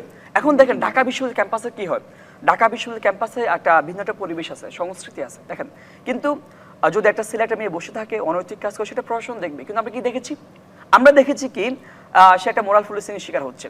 কেউ একটা ছেলে একটা মেয়ে বসে আছে, তাকে হ্যাঁ এটা কারা দেখেন, আপনি দেখেন মানে কারা ওই যে নির্দিষ্ট যখন ওই নির্দিষ্ট পেজ থেকে যখন তাকে প্রচার করা হয়, তখন এটা অনেকটুকু অ্যাজিউম করা যায় যে কি অ্যাসিউর হওয়া যায় যে কি আদতে কি হচ্ছে, কারা করতেছে। শেষ করি, এখন কথা হচ্ছে কি যদি কোনো অনৈতিক কর্মে লিপ্ত হয় সেটা প্রশাসন দেখবে, মোরাল পুলিশিং করার কোনো রাইট আমার নাই। আচ্ছা, আমরা একটু সাদিককে কথা বলতে দেই, তারটা শুনে নেই। আমরা প্রত্যেকটা নিন্দা জানাই এবং আমার ফেসবুকে মনে হয় কাদের ফলো করে না, ওই সময়ে যতগুলো ঘটনা হয়েছে নারীদের উপর যত সাইবার বুলিং হ্যারাসমেন্ট, সেটা যে কোনো দলের আগস্টের ঘটনাটা আপনার সংগঠনের সদস্য না, আপনি এটা বলতে চাচ্ছেন? জানিয়েছি প্রত্যেকটা ঘটনা, যত ঘটনা হয়েছে প্রত্যেকটা ঘটনার প্রতিবাদ তো ঠিক আছে, কিন্তু 5 আগস্টের ঘটনা আপনার সংগঠনের সদস্য ছিল না, আপনি এটা বলতে চান? হ্যাঁ, এরপর যে ঘটনাটা হয়েছে এখানে ওই ছেলেটা ইসলামী ছাত্র শিবিরের কোনো পর্যায়ে নাই, সে অনেকগুলো গ্রুপে যুক্ত ছিল, সে খেলাফত মজলিসের গ্রুপে যুক্ত ছিল, সে মনে হয় শিবিরের একটা গ্রুপে যুক্ত ছিল, এরকম 4-5-6টা গ্রুপে, ওয়ান উম্মাহ মুসলিম বিডি এই টাইপের একটা গ্রুপে যুক্ত ছিল। এখন ভাই এইভাবে এই যে ভাই এইভাবে যদি দায় দিয়ে দেওয়ার রাজনীতি করি, তাহলে আলটিমেটলি না। আচ্ছা, এবং এটা একই সাথে দেখেন আমাদের ঐক্যবদ্ধ শিক্ষার্থী জোট থেকে আমরা যে প্যানেল করেছি, ফাতিমা তাসলিম জুমার ওই তাকে যে হ্যারাসমেন্ট করে, ওইখানে এই যে কাদের যে সংগঠনকে রিপ্রেজেন্ট করে বাকশাসের বিভিন্ন পর্যায়ে নেতৃবৃন্দরা এই হ্যারাসমেন্টের সাথে জড়িত আছে, তাদের কমেন্ট সেকশনে। আচ্ছা, আমি একটু ইমির কথাটা নিব, বলতে দিতে হবে আমাকে। হ্যাঁ হ্যাঁ, আপনি তো অবশ্যই আপনার কাছেই আসবো, কিন্তু ইমির কথাটা নিব। আমার পয়েন্টটা হচ্ছে এই জায়গায় অনেক টাইম নিছো, একটু টাইম পাই না। আমি ইমির কথাটা না দর্শক না, আপনাদের কাছেও যাব, আবার যাব আপনার কাছে আসছি, কিন্তু ইমির একটা সময় নিতে চাই। সেটা হচ্ছে ও বলছে একসময় আপনারাও ছাত্রলীগের বিভিন্ন গ্রুপের সদস্য ছিলেন, তাহলে সেক্ষেত্রে জিনিসটা কি হলো? না, এটা অলরেডি পরিষ্কার করেছি, আমরা ক্লারিফিকেশন করেছি। ছাত্রলীগের গুপ্ত রাজনীতির অভিযোগ আপনাদের বিরুদ্ধে তো অনেক দিনের, 5 আগস্টের পর থেকে তো আমরা শুনতে পাচ্ছি। এটা হচ্ছে সম্পূর্ণ একটা মিস ইন্টারপ্রিটেশন, মিস করেছেন। শিবিরকে ডিহিউম্যানাইজ করে শিবিরকে হত্যাযোগ্য করেছিল, শিবিরের মানবাধিকারকে কেড়ে নেওয়া হয়েছিল, যেটা আর কোনো সংগঠনের উপর এত জুলুম নির্যাতন নিষ্পেষণ কোনো জায়গা হয় না। এবং শিবিরের হত্যাযোগ্যকে আজকের যে মিডিয়া, আপনাদের আমার দেশ জন শাহবাগ পরবর্তী এই মজলুমের শিকার, আমাদের যেভাবে মজলুমের শিকার, একই সাথে ইসলামী ছাত্র শিবির একই রকম মজলুমের শিকার ছিল। এর পরবর্তীতে এই বাংলাদেশে যে ফেসিবাদ কায়েম হয়েছিল সেই ফেসিবাদের মূল ভিকটিম ছিল ইসলামী ছাত্র শিবির। এবং এর পরবর্তীতে যেই ছাত্রলীগের সন্ত্রাসীরা আমাদেরকে হত্যা করেছে, আমাদের হাজার হাজার ভাইকে পঙ্গু করেছে, এখন পর্যন্ত আমাদের 6 জন ভাই গুম অবস্থায় আছে।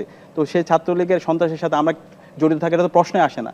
তো এটা সম্পূর্ণ একটা মিথ্যা প্রপাগান্ডা। এটা হলো হচ্ছে যে দিল্লির বয়ান, এটা ফেসিবাদী বয়ান, এটা হাসিনার বয়ান, এবং এই ধরনের বয়ানের আমরা নিন্দা জানাই। আপনার কাছে আমি আবার আসব। আমি একটু বিনিয়ামিনের কাছে যেতে চাই। সাইবার বুলিং কি করবেন? দেখেন, সংক্ষেপে। আমাদের মা, আমাদের বোন, আমাদের স্ত্রী, তারাই তো। সংকট এবং পরিচয় কিন্তু আমরা জানি, সমাধানটা চাচ্ছি। তাদের ক্ষেত্রে যদি এরকম হয় যে কেউ আমার মতের ভিন্নতা পোষণ করলো, আমি তার উপর আক্রমণাত্মক হয়ে গেলাম, তাহলে তো মানে আমরা আরেকজনেরটা বলতেছি যে হ্যাঁ, যে অমুক খারাপ, অমুক সংগঠন এই কাজটা করতেছে, কিন্তু আমারও সংগঠন যদি একই ধরনের কাজ করে, তো সেক্ষেত্রে আমি আসলে কি ব্যবস্থা নিচ্ছি? বা এটা শুধু ব্যবস্থা নেওয়াই কিন্তু সমাধান না, আমি এটাকে মানে নৈতিকভাবে এবং সেই মূল্যবোধটাকে আসলে আমি আমার সংগঠনে কীভাবে প্রকাশ করতেছি। আর ছাত্র শিবিরের বিষয়ে যে বিষয়টি বলতে হয় যে অনেকেই অভিযোগ করছেন, আমরা দেখেছি যে ইমি আপু, উমা ফাতেমা, তারাও তাদের নামে সেই অভিযোগটি করছেন। এবং অবশ্যই যেহেতু ওনারা ভিপি ক্যান্ডিডেট, ওনারা তো তথ্যভিত্তি ছাড়া আসলে অভিযোগ করার কথা না। ছাত্র শিবিরের কাছ থেকে এই প্রত্যাশাটা আরও বেশি থাকে, যেহেতু তারা একটা মানে ধর্মভিত্তিক ছাত্র সংগঠন। আরেকটা কথা আমি আসলে না বলে পারলাম না, আমি এই কথাটা আসলে বলতে চাচ্ছিলাম না, কিন্তু আজকে আসলে বলতেছি যে আমি যখন জেলে ছিলাম, আমি কিন্তু ছাত্র দল বলি, ছাত্র শিবির বলি, বা যে আব্দুল কাদের আছে, ওরা একসময় আমাদের সাথে রাজনীতি করেছে, আমি কিন্তু সবার সাথে জেল খেটেছি। সুতরাং সবার প্রতি আমার একটা সহমর্মিতা বা সবার লড়াই সংগ্রামের প্রতি একটা শ্রদ্ধা আছে। এবং সাদিক কায়েম দুপুরবেলাও তাদের যে ছাত্র শিবিরের উপরে নির্যাতন নিপীড়নের কথা বলতেছিলেন, এখন বললেন যে ছাত্র শিবিরের উপরে যেরকম স্টিম রুলার চলেছে, কোনো ছাত্র সংগঠনের উপরে এরকম চলে নাই। এটা যদি আমরা ধরে নেই, তাহলে এরকম একটা নির্যাতিত নিপীড়িত ছাত্র সংগঠনের একজন দায়িত্বশীল হয়ে, আমি দেখেছি যে ভিডিওটা ফেক না সত্য এটা আজকে উনি বলবেন, যে যখন আমি নিজে 18 সালে জাতীয় নির্বাচনের সময় নিরাপদ বাংলাদেশের আন্দোলন করতে এসে টিএসসিতে ছাত্রলীগের হামলার শিকার হই, সেই সময় বা সেই নির্বাচনের পরে উনি সূর্য সেন হলে ছাত্রলীগ শেখ হাসিনা মিছিল করতেছিলেন আর সেখানে ভিডিও ক্লিপ দিচ্ছিলেন। এটা আসলে মানে আমি এটা কখনো বিশ্বাসই করতে পারি নাই। আমি প্রথমে মানে অনেককে জিজ্ঞেস করছিলাম যে ভাই এটা কি আসলে সত্য, বা একটা ছবি দেখা যাচ্ছে যে ছাত্রলীগের সাথে মিটিং মিছিল করতেছে, এটা কি আসলে সত্য? আমার আসলে কখনো বিশ্বাসই হয় নাই, যে কারণ ছাত্র শিবির ওনাদের যে ক্যাডারভিত্তিক রাজনীতি, এবং ওনারা যতটা নিজেদের নিবৃত, এবং ওনারা তো নেতৃত্ব পর্যায়ে, এবং আজকে উনি ভিপি ক্যান্ডিডেট, অবশ্যই সেই সময় উনি সাধারণ নেতৃত্ব থাকলে বা ওনার গুণাবলীতে সেই দৃঢ়তা না থাকলে, ত্যাগ না থাকলে ওনাকে কিন্তু আজকে এই পর্যায়ে কিন্তু ছাত্র শিবির সুযোগ দিত না। তো নেতারই যদি আসলে এরকম অবস্থা, আর ওনাদের যদি কোনো ওনাদের যে যদি কোনো সংকট থাকতো, যেমন আর্থিক সংকট বা অন্য কোনো সংকট বা অন্য কোনো প্রবলেম, যে কারণে ওনাদেরকে ছাত্রলীগের সাথে আপোষ করে থাকতে হচ্ছে, এখন কথাটা হচ্ছে উনি যেটা বললেন যে ওনাদের মতো নির্যাতিত নিপীড়িত আসলে কেউ হয় নাই, এই জায়গা থেকে আমি আসছি। আমি যেটা বললাম যে আমি নিজে কিন্তু 8 বার ছাত্রলীগের হামলার শিকার হয়েছি, 12টা মামলা আমাকে দেওয়া হয়েছিল, আমি 2 বার জেল কেটেছি, এবং লাস্ট আমি 7 মাস সলিটারি কনফাইনমেন্টে ছিলাম।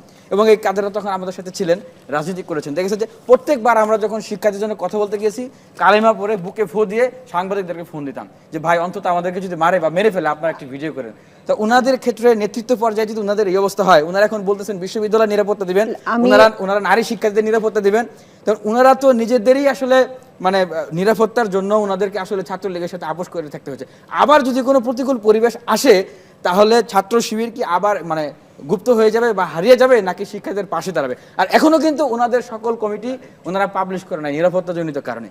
আমি এই অংশটা নিয়ে, ভিডিওর অংশটা নিয়ে সাদিকের কাছে আবার যাব, কিন্তু তার আগে জামাল উদ্দিন খালিদ, আপনি সাইবার বুলিং থেকে মেয়েদের রক্ষার জন্য কি করতে পারেন? সাইবার বুলিং আসলে শুধু আমি মেয়েদের প্রসঙ্গ তুলছি, কিন্তু ছেলেরাও নানাভাবে শিকার হচ্ছে, কি করতে চান?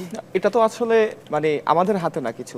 আমি তার আগে একটু ইতিহাসটা নিয়ে, আজকে আপনারা সাইবার বুলিং নিয়ে কথা বলছেন শুধু যারা নেতৃত্ব পর্যায়ে, না একটু বলেছি যে না মানে এখানে যে প্রশ্নটা প্রথম এসেছে বা সাদিক ভাই যে প্রশ্নটা প্রথম তুলেছে, সেটা যারা হচ্ছে নারীরা সামনে আসছে তাদেরকে বুলিং করার ব্যাপারে।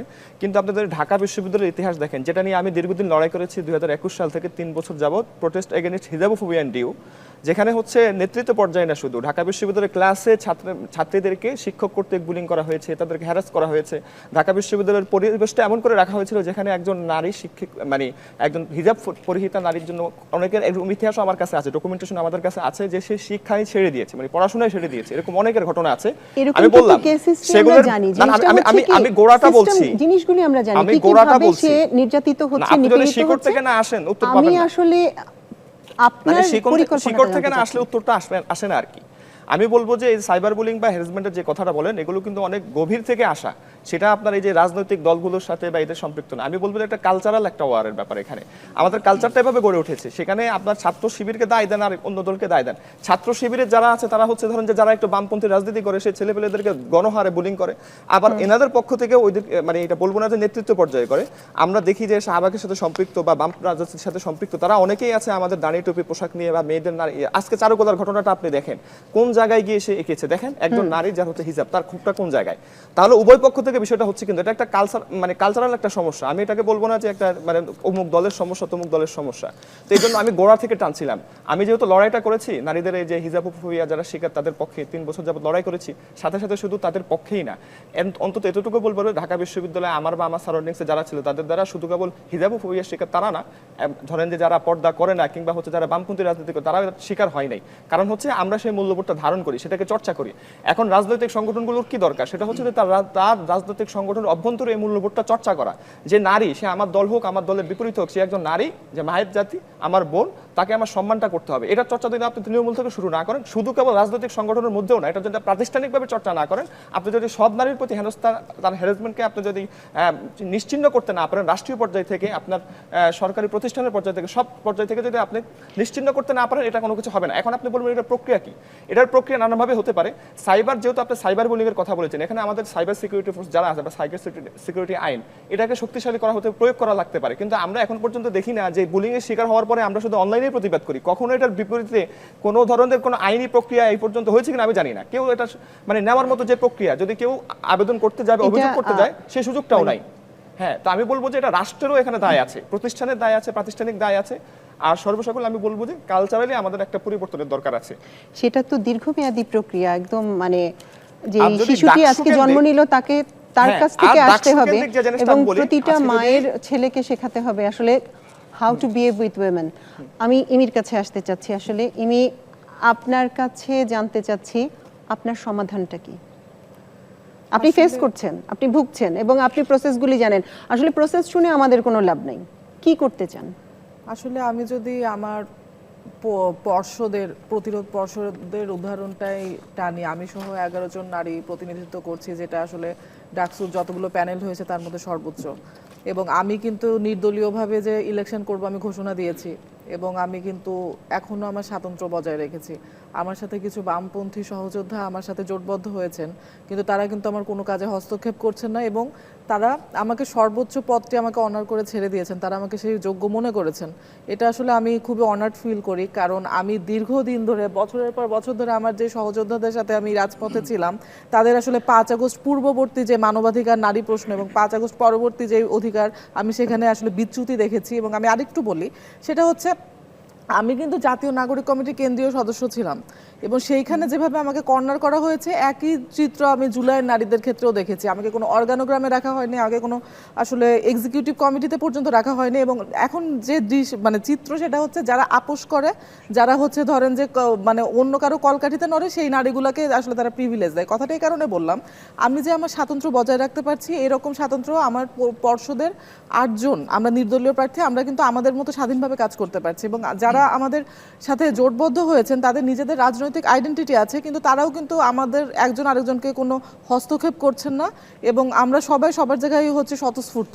এবং এটা আরেকটু বলি, সেটা হচ্ছে আমি কিন্তু শুধু ওদের সাথে যোগাযোগ করেছি বা ওরা আমাদের সাথে যোগাযোগ করেছে, ব্যাপারটা এরকম না। আমি অনেক ছাত্র সংগঠন, অনেক যারা আমার দীর্ঘদিনের সহযোদ্ধা, অনেকের সাথে যোগাযোগ করেছি। তো তাদের সাথে শেষ পর্যন্ত যেই আন্ডারস্ট্যান্ডিংয়ের জায়গা, একটা ইনক্লুসিভ প্যানেল আমরা দিতে পারছি, একটা বহুত্ববাদী এবং একটা ডাইভার্সিটি যে আমাদের আছে, আমাদের 3 জন আদিবাসী শিক্ষার্থী আছে, তাড়াতাড়ি শেষ করছে, আমাদের এতজন নারী আছে, আমাদের হচ্ছে ফিজিক্যালি চ্যালেঞ্জ। তো এই যে ডাইভার্সিটিটা, আমরা যে এই ডাইভার্সিটিটাকে সেলিব্রেট করছি, এটাই আসলে একটা সমাধান। তো তুমি যেই মতের হও, যেই দলের হও, এবং এই যে জুমার কথা যে সাদিক কায়েম বললেন, আমি কিন্তু নিজেও ঘোষণা দিয়েছি যে জুমার প্রতি যদি এই তীব্রতাটা বাড়ে হ্যারাসমেন্টের, আমি নিজে রাজপথে নামবো ওর জন্য। তো ব্যাপারটা এইটা যে আসলে মানে আপোষহীনতাটা লাগবে। আমি দায় নিতে নাই চাইতে পারি, আমার কর্মী হচ্ছে অন্যায় করছে, আমি তো দায় মুক্ত থাকতেই পারি, আমার তো সেখানে কোনো নাই, কিন্তু দায় না নিলে তো আসলে সমস্যার সমাধান হবে না। এটা তো নেতৃত্বের মধ্যেও পড়ে না যে আমি হ্যাঁ, কিন্তু নেতৃত্ব দিতে চাচ্ছি কিন্তু আমি কিছু দায় নিব না। এবার আমাদের হচ্ছে বলি, আমাদের ইশতেহারে বিশেষ করে আমার ব্যক্তিগত কমিটমেন্টের জায়গা হচ্ছে, আমি ইউনিভার্সিটিতে এসে প্রথম হচ্ছে একটা নারী বান্ধব ক্যাম্পাস, যেটা শামসুন্নাহার হলের মানে আমার যে কাজের আমার যে কাজের সুবিধাভোগী ছিলেন আমার বোনেরা, আমি যদি সুযোগ পাই সব হলের মেয়েদের কিছুটা বলেছি, সময় সংক্ষেপে বললাম না, সেগুলো দ্রুততার সহিত মানে আদায় করে নিব, কারণ আমি জানি ব্যাপারগুলো আমি কিভাবে আদায় করেছিলাম, আমার এক্সপিরিয়েন্সটা আমার একটা প্লাস পয়েন্ট। এবং আরেকটা ব্যাপার হচ্ছে কিছু কিছু জিনিস বিশ্ববিদ্যালয়ের সক্ষমতায় খুব দ্রুত করা যায়। একটা নারী বান্ধব শৌচাগার ক্যাম্পাসে হাতে গোনা, এটা তো খুব আমাদের বেসিক হাইজিন। তারপরে ডে কেয়ার সেন্টার নেই। এই জিনিসগুলি আসলে বেসিক জায়গা, আমি অবশ্যই মানছি, কিন্তু যেই সংকটের কথা আমি বলছি সেই সংকটের সমাধান এখানে না। আমি আপনার কাছে আবার আসবো। ইয়াসিন আরাফাত, আপনার কাছে একটু জানতে চাই সমাধান কি আপনার কাছে? আমি চর্চার কথা শুনলাম, শাস্তির কথা শুনলাম, বেসিক কিছু জিনিসও শুনলাম, সেটা না, এক্সাক্ট সমাধানটা কি? সমাধানের জন্য আমি একটা উদাহরণ বলি, সেটা হচ্ছে এটা আমাদের জাতিগত একটা বড় একটা অবক্ষয়, এটাকে এক বাক্যে সমাধান বলা যায় না। সাকিব আল হাসান, সে তার মেয়েকে নিয়ে পোস্ট করছে, ওটার মধ্যে তার একটা ছোট বাচ্চা, ওখানে দেখবেন আমাদের দেশের লোকেরা অনেক খারাপ কমেন্ট করতেছে। আবার সংক্ষিপ্ত একটা ঘটনা বলি, কিছুদিন আগে যে মাইলস্টোনে ওখানে বিমান বিধ্বস্ত হয়েছে, বাচ্চাদেরকে হাসপাতাল নেবে, সিএনজি ড্রাইভার সে টাকা যাচ্ছে 1000 টাকা। তা আমাদের বাঙালিদের অনেক ধরনের নৈতিক অবক্ষয় আছে, এটা থেকে জাতিগত আমাদের নৈতিকতা শিখতে হবে। দ্বিতীয় নম্বর হচ্ছে এসব বিষয়ে দৃষ্টান্তমূলক শাস্তি দরকার। মানে ভালো কিছু শাস্তি সবার সামনে রিপ্রেজেন্ট আমরা যদি না করতে পারি, তাহলে দেখা গেছে কখনো এগুলা দিয়ে ফেসবুক আন্দোলন এসব আন্দোলন করে বাস্তবায়ন হবে না। তো আমি এক্ষেত্রে বলবো বিশ্ববিদ্যালয় প্রশাসনকে একটা ভালো শক্ত হাতে এটা দমন করার জন্য, কারণ আমরা এক একজন এক এক সংগঠনের। যখন সাদিক ভাই এখন বলতেছে তার সংগঠনের নারী প্যানেলের নারীদের উপরে যখন সাইবার বুলিং হচ্ছে, তখন তিনি বলতেছেন, কিন্তু আমরা দেখেছি অনেক সময় গোপন আইডির মাধ্যমে অন্য মতাদর্শী মেয়েদেরকে যখন করা হচ্ছে, তখন তারা কিন্তু কথা বলতেছেন না। তো এখন যখন আমার গায়ে লাগতেছে তখন আমি বলতেছি, স্বাভাবিক, আমাদের সবারই এরকম থাকে। তো ব্যক্তিগত জিজ্ঞাসা থেকেও হয়, নৈতিক অবক্ষ থেকেও হয়, কিন্তু এক্ষেত্রে আমাদের হলো বিশ্ববিদ্যালয়ে যে সেল গঠন করা হয়েছে এটা কার্যকরী করা, কারণ ওনারা হলো মেইন স্ট্রিমের একটা জায়গা আছেন, ওনারা নিরপেক্ষতা বজায় রাখতে পারবেন, এবং প্রয়োজনে যে সমস্ত ছাত্ররা এটা করবে, যারা গোপন আইডি থেকে করবে, ধরা পড়লে তাদেরকে ছাত্রত্ব বাতিল করা অথবা কিছুদিন তাদেরকে অব্যাহতি দেওয়া, এরকম কিছু করা যেতে পারে। তাহলে একটা দৃষ্টান্ত স্থাপন হলে সবাই ভয় থাকবে বিষয়টা। শাস্তি নিশ্চিত করতে হবে।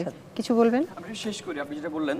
আমার মনে হচ্ছে যে আমাদের যে মনোভাবটা আছে, দলগত যে মনোভাব, যে কারোর বিরুদ্ধে গেলে তার প্রতি আরেকটা বিষয় জানেন, নারীদের প্রতি প্রত্যেকটা ছাত্র সংগঠনের প্রত্যেকটা ব্যক্তির মানে যারা এইসব কাজে জড়িত, তাদের ভিন্ন একটা আইডিওলজি আছে, বদ্ধমূল একটা ধারণা আছে। আপনি দেখেন যে পুরো সমাজের আছে একটা বিষয়।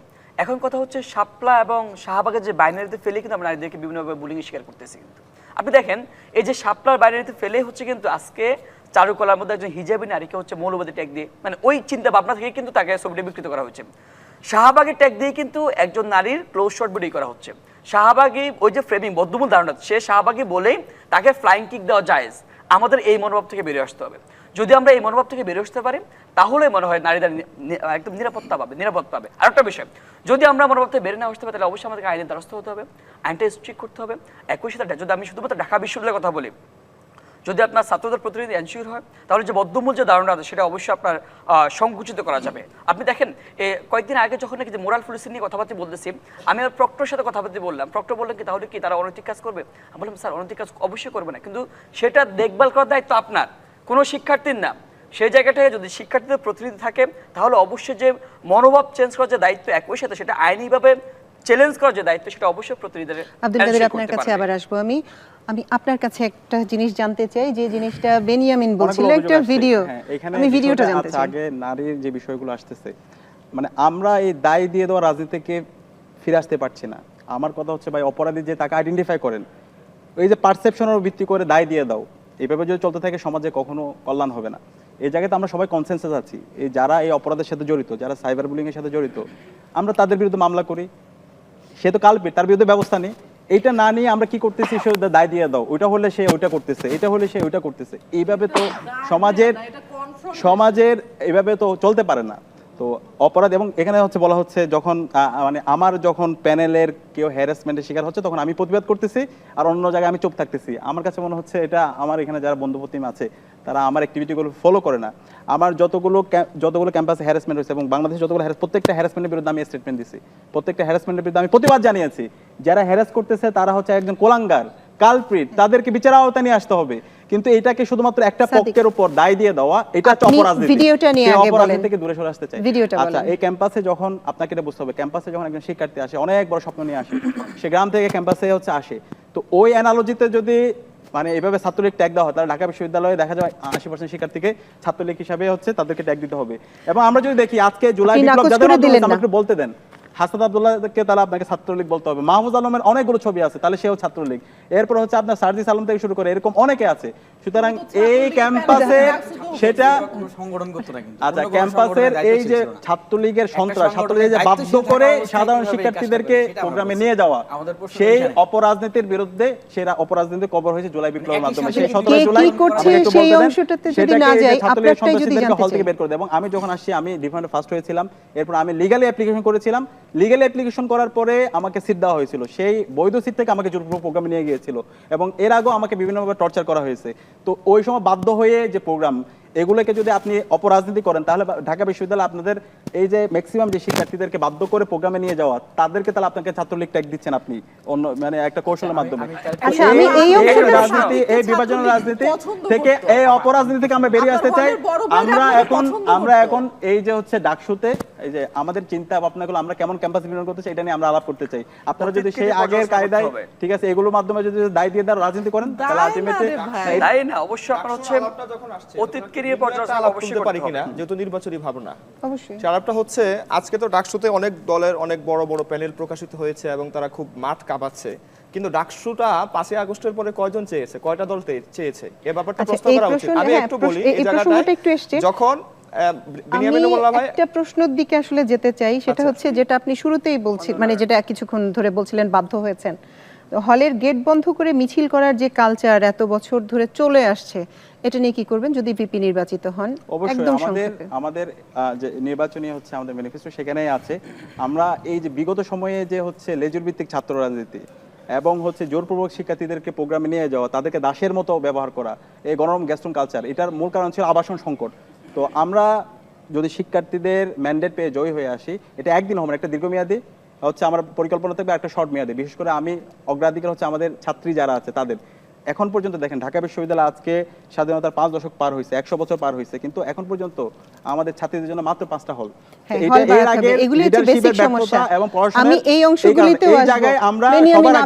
সবার আগে আমরা একটু বলতে দেন, এটা একটু শেষ করতে দেন। ছাত্রীদের আবাসন সংকট, এখন হল নির্মাণ করা পাশাপাশি যে ছাত্রীরা সিট পাবে না, আমাদের আইভি হোস্টেল ভাড়া করা হয়, এভাবে আমরা হোস্টেল ভাড়া করা, অথবা এটা করতে না পারলেও তাদেরকে হচ্ছে স্কলারশিপ দেওয়া, যে খরচটা হচ্ছে তার লাগে, এটা ইনশাআল্লাহ আমরা ইনশিওর অবশ্যই করব। এটা একটা ভালো উদ্যোগ, আপনার কাছে শুনতে চাই। হলের গেট বন্ধ করে মিছিল করার যে কালচার, এই কালচারটা বন্ধ করতে হলে আমি মনে করি যে যারা আসলে এই ডাকসুতে লিডারশিপের জায়গায় আসবে, তাদের ভিতরে সবার আগে দেশপ্রেম এবং ঢাকা বিশ্ববিদ্যালয়ের শিক্ষার্থীদের প্রতি আপোষহীন একটা দায়বদ্ধতা থাকতে হবে। সুবিধাবাদী না, যে মানে প্রতিকূল পরিস্থিতি বা বিপদের সময় আমি শিক্ষার্থীদেরকে ছেড়ে আমি চলে গেলাম, আমি হয়তো কোনো একটা জায়গায় সুবিধাজনক একটা আশ্রয় নিয়ে আমি নিজে সুন্দর সিজিপিএ, সুন্দর ভালো রেজাল্ট করে বেরোয় আসলাম, এইটা না। যে কোনো বিপদ আপদে শিক্ষার্থীদের পাশে ঢাল হিসেবে থাকতে হবে। এবং আপনি যেটা বললেন যে গেস্ট রুম গণরুম কালচার, এটাকে বিলুপ্ত করার জন্য আমি একটু আগেই বলেছি যে 1 স্টুডেন্ট 1 বেড 1 টেবিল, যত লেজুর ভিত্তির রাজনীতি, এই ভাইয়া পলিটিক্স, আপু পলিটিক্স, এগুলোর মানে mother of all problem Dhaka বিশ্ববিদ্যালয় হচ্ছে আবাসন সংকট। এই জন্য আমাদের ভিশন হচ্ছে যে নারী পুরুষ বৈষম্যহীনভাবে, ঢাকা বিশ্ববিদ্যালয়ের একটা ক্যারেক্টারই আছে এরকম বৈষম্য, যেমন মেয়েদের জন্য মাত্র 5টা হল, প্রায় অর্ধেক শিক্ষার্থী নারী। তো নারী পুরুষ বৈষম্যহীনভাবে প্রত্যেকের জন্য 1 স্টুডেন্ট 1 বেড 1 টেবিল। আর আমি ঢাকা বিশ্ববিদ্যালয়ের প্রথম বর্ষ এবং দ্বিতীয় বর্ষের শিক্ষার্থীদের উদ্দেশ্যে বিশেষ করে বলতে চাই যে তাদের অনেকেই কিন্তু এখন আবাসন পান নাই, এবং বিশেষ করে যারা নারী শিক্ষার্থী প্রথম বর্ষ দ্বিতীয় বর্ষে তারা ঢাকায় এসে বিশাল বিপদে পড়েছে, অনেকেই ঢাকায় কোনোদিন আসে নাই। তো সেই জায়গা থেকে তাদের জন্য ইমিডিয়েটলি আবাসনের ব্যবস্থা করা, যতদিন না করা যায় ততদিন তাদের জন্য আবাসন বৃত্তির ব্যবস্থা করা। আমি মনে করি যে এটা হলে আরেকটা জিনিস যেটা খুবই গুরুত্বপূর্ণ, যেটা আমি ইতিমধ্যে বলেছি, যে হল কেন্দ্রিক এবং একাডেমিক এরিয়া কেন্দ্রিক ছাত্র সংগঠনগুলো কমিটি দিয়ে যে একটা আধিপত্য বিস্তারের রাজনীতি, এইটা বন্ধ করা। আমি মনে করি যে এই কাজগুলো করা এবং তাদের জন্য পার্ট টাইম জবের ব্যবস্থা করা, আউটসোর্সিংয়ের ব্যবস্থা করা, এই সংকটগুলো যদি আমরা দ্রুত সময়ে সমাধান করতে পারি, আমার মনে হয় যে অনেকটাই এই লেজুর ভিত্তির রাজনীতির কবর অনেকটা রচিত হয়ে যাবে। আরেকটা কাজ করতে হবে, যেটা আমরা বিগত সময়ে দেখেছি, যে অনেক ছাত্র সংগঠন যারা অনেক সময় এমন মিটিং মিছিল প্রোগ্রাম করতো যেটার সাথে বিশ্ববিদ্যালয়ের শিক্ষার্থীদের কোনো অধিকারের কোনো সম্পর্ক ছিল না, বিশ্ববিদ্যালয়ের শিক্ষার্থীদের স্বার্থ সম্পর্ক না, এবং জাতীয় স্বার্থের কোনো সম্পর্ক ছিল না, তার মূল রাজনৈতিক দলের কোনো ভেস্টেড ইন্টারেস্ট, এটা নিয়ে সে মিটিং মিছিল করতেছে। এই ধরনের কার্যক্রম বিশ্ববিদ্যালয়ে না করা, শিক্ষার্থীদের অধিকার নিয়ে কথা বলা এবং দেশের স্বার্থ নিয়ে যদি কোনো বিষয় থাকে সেটা নিয়ে কথা, অথবা ওয়েলফেয়ার কাজ করা। জামালউদ্দিন খালিদ, আপনার কাছে একটু যাই, শিক্ষক রাজনীতি কোন দৃষ্টিতে দেখেন? আজকে সাদিক শুরুই করেছে শিক্ষক রাজনীতির একটা অংশ দিয়ে, আমি আপনার মতামত জানতে চাই। আমি শিক্ষক রাজনীতির ব্যাপারে আলোচনা করার আগে একটু ছোট্ট করে একটা ইনপুট দিই। সেটা হচ্ছে যে সবাই হলো এই যে আপনার ওই যে গণরুম গেস্ট রুম কালচার বা হচ্ছে হলের গেট বন্ধ করে মিছিলের বিপরীতে যে কথাগুলো বললেন, মূল কথা কেউই বলেন নাই। কেন এটা বন্ধ হচ্ছে না? ঢাকা বিশ্ববিদ্যালয়কে একটা স্বায়ত্তশাসিত প্রতিষ্ঠান বলা হলো, এটা আসলে স্বায়ত্তশাসিত প্রতিষ্ঠান না, সেটা প্রত্যেকবারই সরকার শাসিত প্রতিষ্ঠান হয়। আমাদের এখানে যদি সমস্যার সমাধান করতে হয়, সবার আগে আনতে হবে ঢাকা বিশ্ববিদ্যালয়ের সাহিত্য শাসনটাকে বাস্তবিক রূপান্তর করতে হবে, ৭৩-এর অধ্যাদেশকে পাল্টাতে হবে, সেটাকে ছাত্রদের অনুকূলে সংস্কার করতে হবে।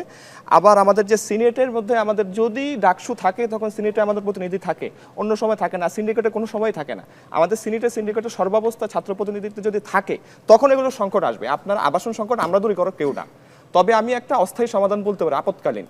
আমাদের ক্যাম্পাসে যে কর্মচারীদের যে বিশাল বিশাল ভবনগুলো রয়েছে সেগুলো অধিকাংশই ভাড়া দেওয়া হয়, আমরা জানি, আমরা প্রত্যেকের ওপেন সিক্রেট। আমার কথা হচ্ছে যতদিন না পর্যন্ত শিক্ষার্থীদেরকে 100% আবাসনের আওতায় না যায় ততদিন পর্যন্ত এই যে বড় বড় ভবনগুলো শিক্ষার্থীদের দিয়ে দেওয়া উচিত, এটা আপৎকালীন সমাধান হতে পারে অন্য সবগুলো বাদ দিয়ে। আপনি তারপর শিক্ষক রাজনীতির প্রশ্নে এসেছেন, আমি এটার উত্তর দিব এভাবে যে আমি হচ্ছে গত নভেম্বর ডিসেম্বরে ডাকসুকে কেন্দ্র করে তিন দফা দাবি তুলেছিলাম। ১ নম্বর দফা দাবি ছিল হচ্ছে শিক্ষক ও কর্মচারী রাজনীতি নিষিদ্ধ করা। কারণ হচ্ছে ঢাকা বিশ্ববিদ্যালয়ের শিক্ষক ও কর্মচারী রাজনীতি থেকে কোনো ধরনের কোনো ইনপুট জাতীয় রাজনীতিতেও নাই এবং আমাদের ক্যাম্পাসেও নাই। এটার ইম্পোর্ট একটাই আছে, সেটা হচ্ছে সাহিত্য শাসনের বিপরীতে সরকারের মানে সরকার দলীয় শাসনকে প্রতিষ্ঠিত করা ছাড়া এই শিক্ষক রাজনীতি এবং কর্মচারী রাজনীতির কোনো ইম্পোর্ট নাই। ফলে ছাত্র রাজনীতির একটা ইম্পোর্ট আছে জাতীয় রাজনীতির, সেটা আমরা রাখতে বলি, সেটা আমরা নাই করে দিতে পারবো না। কিন্তু শিক্ষক এবং কর্মচারী রাজনীতির কোনো প্রয়োজন নাই, এটা বরং একটা সিন্ডিকেট হয় এবং এই সিন্ডিকেটের কাছে আমরা ছাত্ররা বারবার ধরা খাই। এই সিন্ডিকেটের কারণেই হচ্ছে আমরা আমাদের সাহিত্য শাসন ফিরে পাচ্ছে না। এজন্য আমি বলবো, উনি বলেছেন আবাসন সংকটটা হচ্ছে সকল সমস্যার মূল, আমি বলবো না, সকল সমস্যার মূল হচ্ছে আমাদের সাহিত্য শাসনটা আসলে নাই, এটাকে ফিরিয়ে আনতে হবে। আপনি কি মনে করেন? আচ্ছা, এখানে হলের বিষয়ে সেটা হচ্ছে ডাকসুতে 1 বছরের জন্য, আমরা তো হয়তো পারবো না 1 বছর অনেক কিছু পরিবর্তন করতে, তবে আমরা দীর্ঘমেয়াদী একটা প্ল্যান নিতে পারি। আমরা শিক্ষকদের বিসি স্যার প্রক্টর স্যারের সাথে আমরা বসেছি যে 10 বছর একটা প্ল্যান করেন, যাতে আমাদের পরবর্তী যে ভাইরা আসবে তারা যাতে শতভাগ আবাসন পায়। বিশেষ করে মেয়েদের বিষয়, মেয়েদের হলগুলো অনেক দূরে, যে কয়টা হল আছে তাও কিছু কিছু অনেক দূরে, মেয়েরা নিরাপত্তা আশঙ্কায় থাকে। তো আমাদের ক্যাম্পাসের নিকটতম স্থানে কিছু জায়গা আছে আমাদের, যেমন পরমাণু শক্তি এই জায়গাটা আছে, এই যে আমাদের নীলক্ষেতে পুলিশ পাড়ে এই জায়গাটা আমাদের। এখানে চাইলে আমরা মেয়েদের কিছু কিছু হল এখানে তৈরি করতে পারি বা স্থানান্তর করে নিয়ে আসতে পারি, তাহলে দীর্ঘমেয়াদী মেয়েরাও এই নিরাপত্তা আশঙ্কা থেকে, বিশাল বড় উদ্যান জায়গা, আমরা চাইলে পদক্ষেপ নিয়ে নিতে পারি।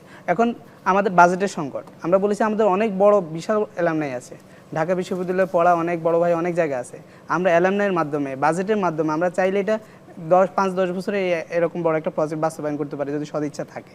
কিন্তু ওই যেটা বললো আর কি জামাল ভাই, যে আমাদের শিক্ষক রাজনীতির বিষয়টা, এটা হলো কেমন, আপনি যেমন কাউকে বলে তুমি গাঁজা খেয়ে না, বলো আমি সাধন পাতা খাই। এখন তারা রাজনীতি সাদা দল নীল দলের নামে রাজনীতি করে তাদের মধ্যে এক ধরনের কন্ডিশন তৈরি করে রাখে, শিক্ষা মানও উন্নয়ন হয় না, ছাত্রদেরকেও তারা তাদের লাঠিয়াল বাহিনী হিসেবে ব্যবহার করে। এই জন্য আমরা চাইবো শিক্ষক রাজনীতি যে বিষয়টা, সবার রাষ্ট্রনৈতিক অধিকার আছে, কিন্তু তারা যেভাবে এখানে বাস্তবায়ন করে অনেক শিক্ষকের পদায়নকে আটকে রাখে, 5-15 বছর 10 বছর আটকে রাখে। এই ধরনের একটা ঘটনা যদি আমরা শিক্ষকদের মাঝে দেখি তাহলে আমরা তাদের থেকে কি শিখবো? সংকট তো থাকে। আচ্ছা, আপনার কাছে একটু আসি আব্দুল কাদের, সিট সংকট, টিউশন ফি, শিক্ষার মান, এসব নিয়ে শিক্ষার্থীদের মধ্যে এক ধরনের ক্ষোভ আছে, এক ধরনের না, তীব্র ক্ষোভ আছে। এবং বলা হচ্ছে যে প্রাইভেট ইউনিভার্সিটিতে যেভাবে শিক্ষার্থীদের চাকরি প্রাপ্তি বা অন্যান্য ক্ষেত্রে যেভাবে তৈরি করা হয় ঢাকা বিশ্ববিদ্যালয় সেটা পারছে না। র্যাঙ্কিংয়ে তো 1000-এর উপরে সেই জিনিসটা আছেই। প্রাচ্যের বিশ্ববিদ্যালয় এটা বহু আগের খেতাব ছিল, এখন এগুলি একেবারেই কি বলবো আস্থা করে চলে যাওয়া জিনিস। আপনি কি মনে করেন এই সংকটগুলি সমাধানে আপনি কতটুকু কাজ করতে পারবেন? দেখেন, আমি এর আগের প্রশ্নটির জবাব দিই। প্রথম কথা হচ্ছে আপনার পূর্বের ইতিহাসটা হচ্ছে পর্যালোচনা করা অবশ্যই জরুরি। কারণ কি জানেন, ডাকসু উপলক্ষে হয়তো বা আপনি জাতীয় নেতা হয়ে গেছেন কিংবা অভ্যুত্থানকারী নেতা, আপনি 4-5 বছর আগে ক্যাম্পাস ছেড়ে চলে গেছেন, 2 বছর 3 বছর আগে। এখন হয়তো বা নিয়মের ব্যত্যয় ঘটে ডাবল এমপিল করে আপনি হয়তো বা ডাকসুর নেতা হচ্ছেন, নতুন নতুন মানে শিক্ষার্থী বান্ধব তত্ত্ব কপচাচ্ছেন, নারী বান্ধব তত্ত্ব কপচাচ্ছেন, কিংবা এখন শিক্ষার্থী গণবিষম বিরুদ্ধে কথা বলতেছেন। সেই যদি আমি আমার কথাই বলি, আমি যদি বলি, কিন্তু এই কথাগুলো বলার আগে আমার ইতিহাসটা, আমি আগে কি করেছি সেটা, আমার অতীতটাকে পর্যালোচনা অবশ্যই করতে হবে। যদি না করি তাহলে শিক্ষার্থীরা এই প্রশ্ন সুরাহা না হলে শিক্ষার্থীরা আবার প্রতারিত হবে। প্রথম কোশ্চেন আপনি যেটা বললেন হচ্ছে কি, আবার শিক্ষক রাজনীতি, আমি একটু ছোট্ট একটা কথা বলি। দেখেন, প্রথম কথা হচ্ছে আমরা যারা ঢাকা বিশ্ববিদ্যালয়ে ভর্তি হই তারা বেশিরভাগ খুবই নিম্ন মধ্যবিত্ত ফ্যামিলি থেকে উঠে আসি। আমাদের একটা সংকটের জায়গা আছে, সেটা হচ্ছে আমরা খুবই দরিদ্র, অর্থের সংকট। একটা সিটির জন্য আমাকে জিম্মি থাকতে হয়। কে জিম্মি করে জানেন? এই সরকার যখনই যে দল ক্ষমতায় যায় তাদের একটা টেন্ডেন্সি আছে, একটা স্ট্র্যাটেজি আছে যে তারা একটু স্বৈরাচার হয়ে উঠতে চায়। সবচেয়ে বেশি বাধা সম্মুখীন শিক্ষার্থীদের কাছ থেকে, বেশিরভাগ ঢাকা বিশ্ববিদ্যালয়ের শিক্ষার্থীদের কাছ থেকে। ওই যে একটা কৃত্রিম শীত সংকট তৈরি করে রাখে তারা। এই জায়গায় শিক্ষার্থীকে কুক্ষিত করে রাখার জন্য তারা দুটো মেকানিজম তৈরি করে। একটা হচ্ছে ক্ষমতাসীন দল ছাত্র সংগঠন, আর একটা হচ্ছে আপনার এখানকার যে স্থানীয় পর্যায়ে যে প্রশাসন, আমাদের প্রভোস্ট কিংবা বিসি প্রক্টর, তাদেরকে কাজে লাগিয়ে কিন্তু এই সিস্টেমে তৈরি করে। শিক্ষক রাজনীতি কীভাবে আমাদেরকে হ্যাম্পার করে জানেন? এই যে শিক্ষক যখন দলীয়ভাবে নিয়োগ হবে, একজন প্রক্টর কিংবা একজন হল প্রভোস্ট, তিনি তখন কিন্তু একটা কমিটমেন্ট দিয়ে তিনি কিন্তু ওইখানে আসেন, হল প্রভোস্ট হিসেবে একটা কমিটমেন্ট দিয়ে আসেন, কিছু চুক্তি সই করে তিনি আসেন। তিনি তার পরবর্তী টেন্ডেন্সি থাকে কি, সে এখন প্রভোস্ট হয়েছেন, তিনি পরবর্তী ডিন হবেন, এই যে একটা চিন্তা ভাবনা থাকে। আলটিমেটলি সে কি করে, সে এসে হলগুলোতে শিক্ষার্থীদেরকে ক্ষমতাসীন দলের ছাত্র সংগঠনে তারা হচ্ছে ইজারা দিয়ে দেন। আলটিমেটলি আমি শুধুমাত্র ইউজ হই, আমি এখানে এসে শুধুমাত্র আমার স্বপ্নগুলা মানে সবকিছু আপনার অঙ্কুরে বিনষ্ট হয়ে যায়। এই একটা বিষয় দেখেন। এখন আমরা যদি এই বিষয়ে কথা বলতে চাই, শিক্ষক রাজনীতি কেমন হবে, ছাত্র রাজনীতির ধরনটা কেমন হবে, সেটা 90-এর গণঅভ্যুত্থান পর্বে একটা চিন্তা ভাবনা হয়েছিল। 24-এ গণঅভ্যুত্থান পরবর্তী আমরা বলতেছি আমরা দেশে একটা আমূল পরিবর্তন চাই, শিক্ষাঙ্গনে একটা আমূল পরিবর্তন চাই। যদি সেই আমূল পরিবর্তন আমরা আদতে বাস্তবে চাই, তাহলে অবশ্যই শিক্ষক রাজনীতি এবং ছাত্র রাজনীতি প্রত্যেকটা বিষয় একটা নির্দিষ্ট একটা রূপরেখা দাঁড় করতে হবে। শিক্ষক রাজনীতি কেমন হবে, একই সাথে যদি আপনি এটাকে ট্যাকেল দিতে হয়, অবশ্যই 73 বাইজিটা বললো যে 73 যে অধ্যাদেশ, সেটা সংস্কার করতে হবে। আমার যে বিসি নিয়োগের যে প্রক্রিয়াটা, কিংবা প্রক্টর নিয়োগের যে প্রক্রিয়াটা, কিংবা হল প্রভোস্ট নিয়োগের যে প্রক্রিয়াটা সুনির্দিষ্ট নীতিমালা আওতা আনতে হবে। তাহলে মনে হয় আমরা এই সংস্কৃতি বের হতে পারবো। আপনি যেটা বললেন যে শিক্ষার্থীদের যে মান কিংবা তারা চাকরি পাচ্ছে না, এই বিষয়টা ইয়ে করলেন। তো মূলত বিষয়টা হচ্ছে কি, দেখেন আমাদের তো গোড়ায় গলদ, মূল গলদটা হচ্ছে গোড়ায়। আলটিমেটলি আরেকটা কথা হচ্ছে কি, আমাদেরকে না চিন্তা করে আমাদের শিক্ষকরা, না চিন্তা করে যারা আমাদের জন্য রাজনীতি করে বলে মানে কপসানো যে ছাত্র রাজনীতি করেন। আমি ছোট্ট একটা উদাহরণ দেখেন। প্রথম কথা হচ্ছে শিক্ষার্থীরা যদি আপনার ঠিকমতো না থাকতে পারে, না খাইতে পারে, তাহলে সে পড়াশোনা করতে বিলাসিতার একটা বিষয়। ফার্স্ট ইয়ারে এসে তাকে হচ্ছে হতাশার মধ্যে নিমজ্জিত হতে হয়। অনেক স্বপ্ন নিয়ে ঢাকা বিশ্ববিদ্যালয়ে আসে। দেখেন ঢাকা বিশ্ববিদ্যালয় খুবই অন্যায় করে, আমাদেরকে একদম অজফরা গা থেকে একদম চেকে নিয়ে আসে, কিন্তু নিয়ে এসে আমাদেরকে হতাশ করে দেয়। আমরা অনেক স্পেশাল মানুষজন, কিন্তু আমাদেরকে দিন শেষে 5 বছর পরে একটা শুধু ব্যক্তির জন্য বার্ডেন না, কিন্তু একটা পরিবারের জন্য, একটা সমাজের জন্য, দেশের জন্য বার্ডেন হিসেবে আমাদেরকে বের করে দেয়। কিন্তু এই যে কালচারটা, সিস্টেমটা, সকল কিছু যদি হচ্ছে একটা আন্ডারস্ট্যান্ডিং এর বিষয়, এটা আইনগত একটা পরিবর্তনের বিষয়, একটা মনোভাবের পরিবর্তনের বিষয়। একটা বিষয় দেখেন, ছোট্ট একটা উদাহরণ দিন। আপনি যদি বলেন যে কেউ যে ভাই যেটা বললো, আমাদের ছাত্র সংগঠন যারা আমরা বলেছি কি ছাত্রদের কল্যাণের জন্য রাজনীতি, তাদের একটা দায়বদ্ধতার জায়গা আছে। যদি আমরা এক্ষেত্রে হচ্ছে শিক্ষার্থীদের কথা চিন্তা না করে শুধুমাত্র আমার ছাত্র সংগঠনের কথা চিন্তা করি, আমার কমিউনিটির কথা চিন্তা করি, আমার ব্যক্তির কথা চিন্তা করি, যদি হ্যাকমত অবলম্বন করে, সেক্ষেত্রে কখনোই এই সংস্কৃতি পরিবর্তন হবে না। আপনি দেখেন যদি বাজেটে বলে সাদিক ভাইয়ের একটা ছবি হচ্ছে একটা মানে সোশ্যাল মিডিয়া খুবই ভাইরাল হল, তিনি হচ্ছে হল সভাপতির ঠিক পাশের জন ব্যক্তি। তো আপনি চিন্তা করেন, আচ্ছা যাই হোক, মিছিলের সামনে এখানে একটা টেন্ডেন্সি দেখেন, এখানে একটা কালচার আছে। আপনি দেখেন ওই যে আমরা বললাম সিটের জন্য আমাকে বাইরের জন্য একটা সিটের জন্য জিম্মি করে রাখা হয়, কিন্তু সিটের জন্য জিম্মি করে একটু শেষ করি, একটু শেষ করি। আপনি যদি তুমি মাহমুদ আলমেরটা বলো, বলতে দেন না, আপনি আমাকে একটু বলতে দেন। আপনি যদি বাগদান হবে না, প্রত্যেকটা মিটিং সেম কাজটা করেন, ক্রমাগতভাবে দায় দিয়ে যাবেন আর আমি চুপচাপ বসে থাকব। আমি একটু শেষ করি। দেখেন ওই যে টেন্ডেন্সিটা, আপনি শেষই করেন, সে বলবে না, 30 সেকেন্ড বলে সে হচ্ছে ওই দায় দিয়ে দেওয়ার কাজটা করবে। 30 সেকেন্ড বলে, এই যে মনোভাবটা আমরা যখন হচ্ছে গিয়ে যে যখন শিক্ষার্থী আপনি দেখেন ফার্স্ট ইয়ার আমাকে হল থেকে বের করে দেয়, কারণ কি জানেন, ছোট্ট একটা কমেন্ট করছিলাম যে আবরার ফাহাদ যেদিন মারা গেছে, ছোট্ট একটা কমেন্ট করছে যে আবরার ফাহাদ মানে ছাত্রলীগের গেস্ট রুমের সুবিধার্থে কিছু গালি শিখতে পারছে, ওই কমেন্টে যদি আমার হল থেকে বের করে দেয়। আমাকে ওই দিন রাতে হচ্ছে কি মানে একটা প্রস্তাব দেয়, তুমি কি আমাদের ভিতরে লেখালেখি করবে নাকি হলে থাকবা। আমি হচ্ছে কি 2 ঘন্টা পর জানি যে আমি থাকতে পারবো না, সেই দাবি খেতে পারবো না। আমি চিন্তা করছি সকল সাধারণ শিক্ষার্থীর কথা, আমি চিন্তা করছি সবার কথা। সেটা হচ্ছে এইরকম তিক্ত অভিজ্ঞতার মধ্যে দিয়ে সম্ভবত আপনারা সবাই ফার্স্ট ইয়ারে থাকতে গিয়েছেন। আমি একটু আপনার কাছে আসতে চাই, ভোট কেন দেবে আপনাকে? আপনি কি করবেন, কি করতে পারবেন যে আপনাকে সাধারণ শিক্ষার্থীরা ভোট দেবে?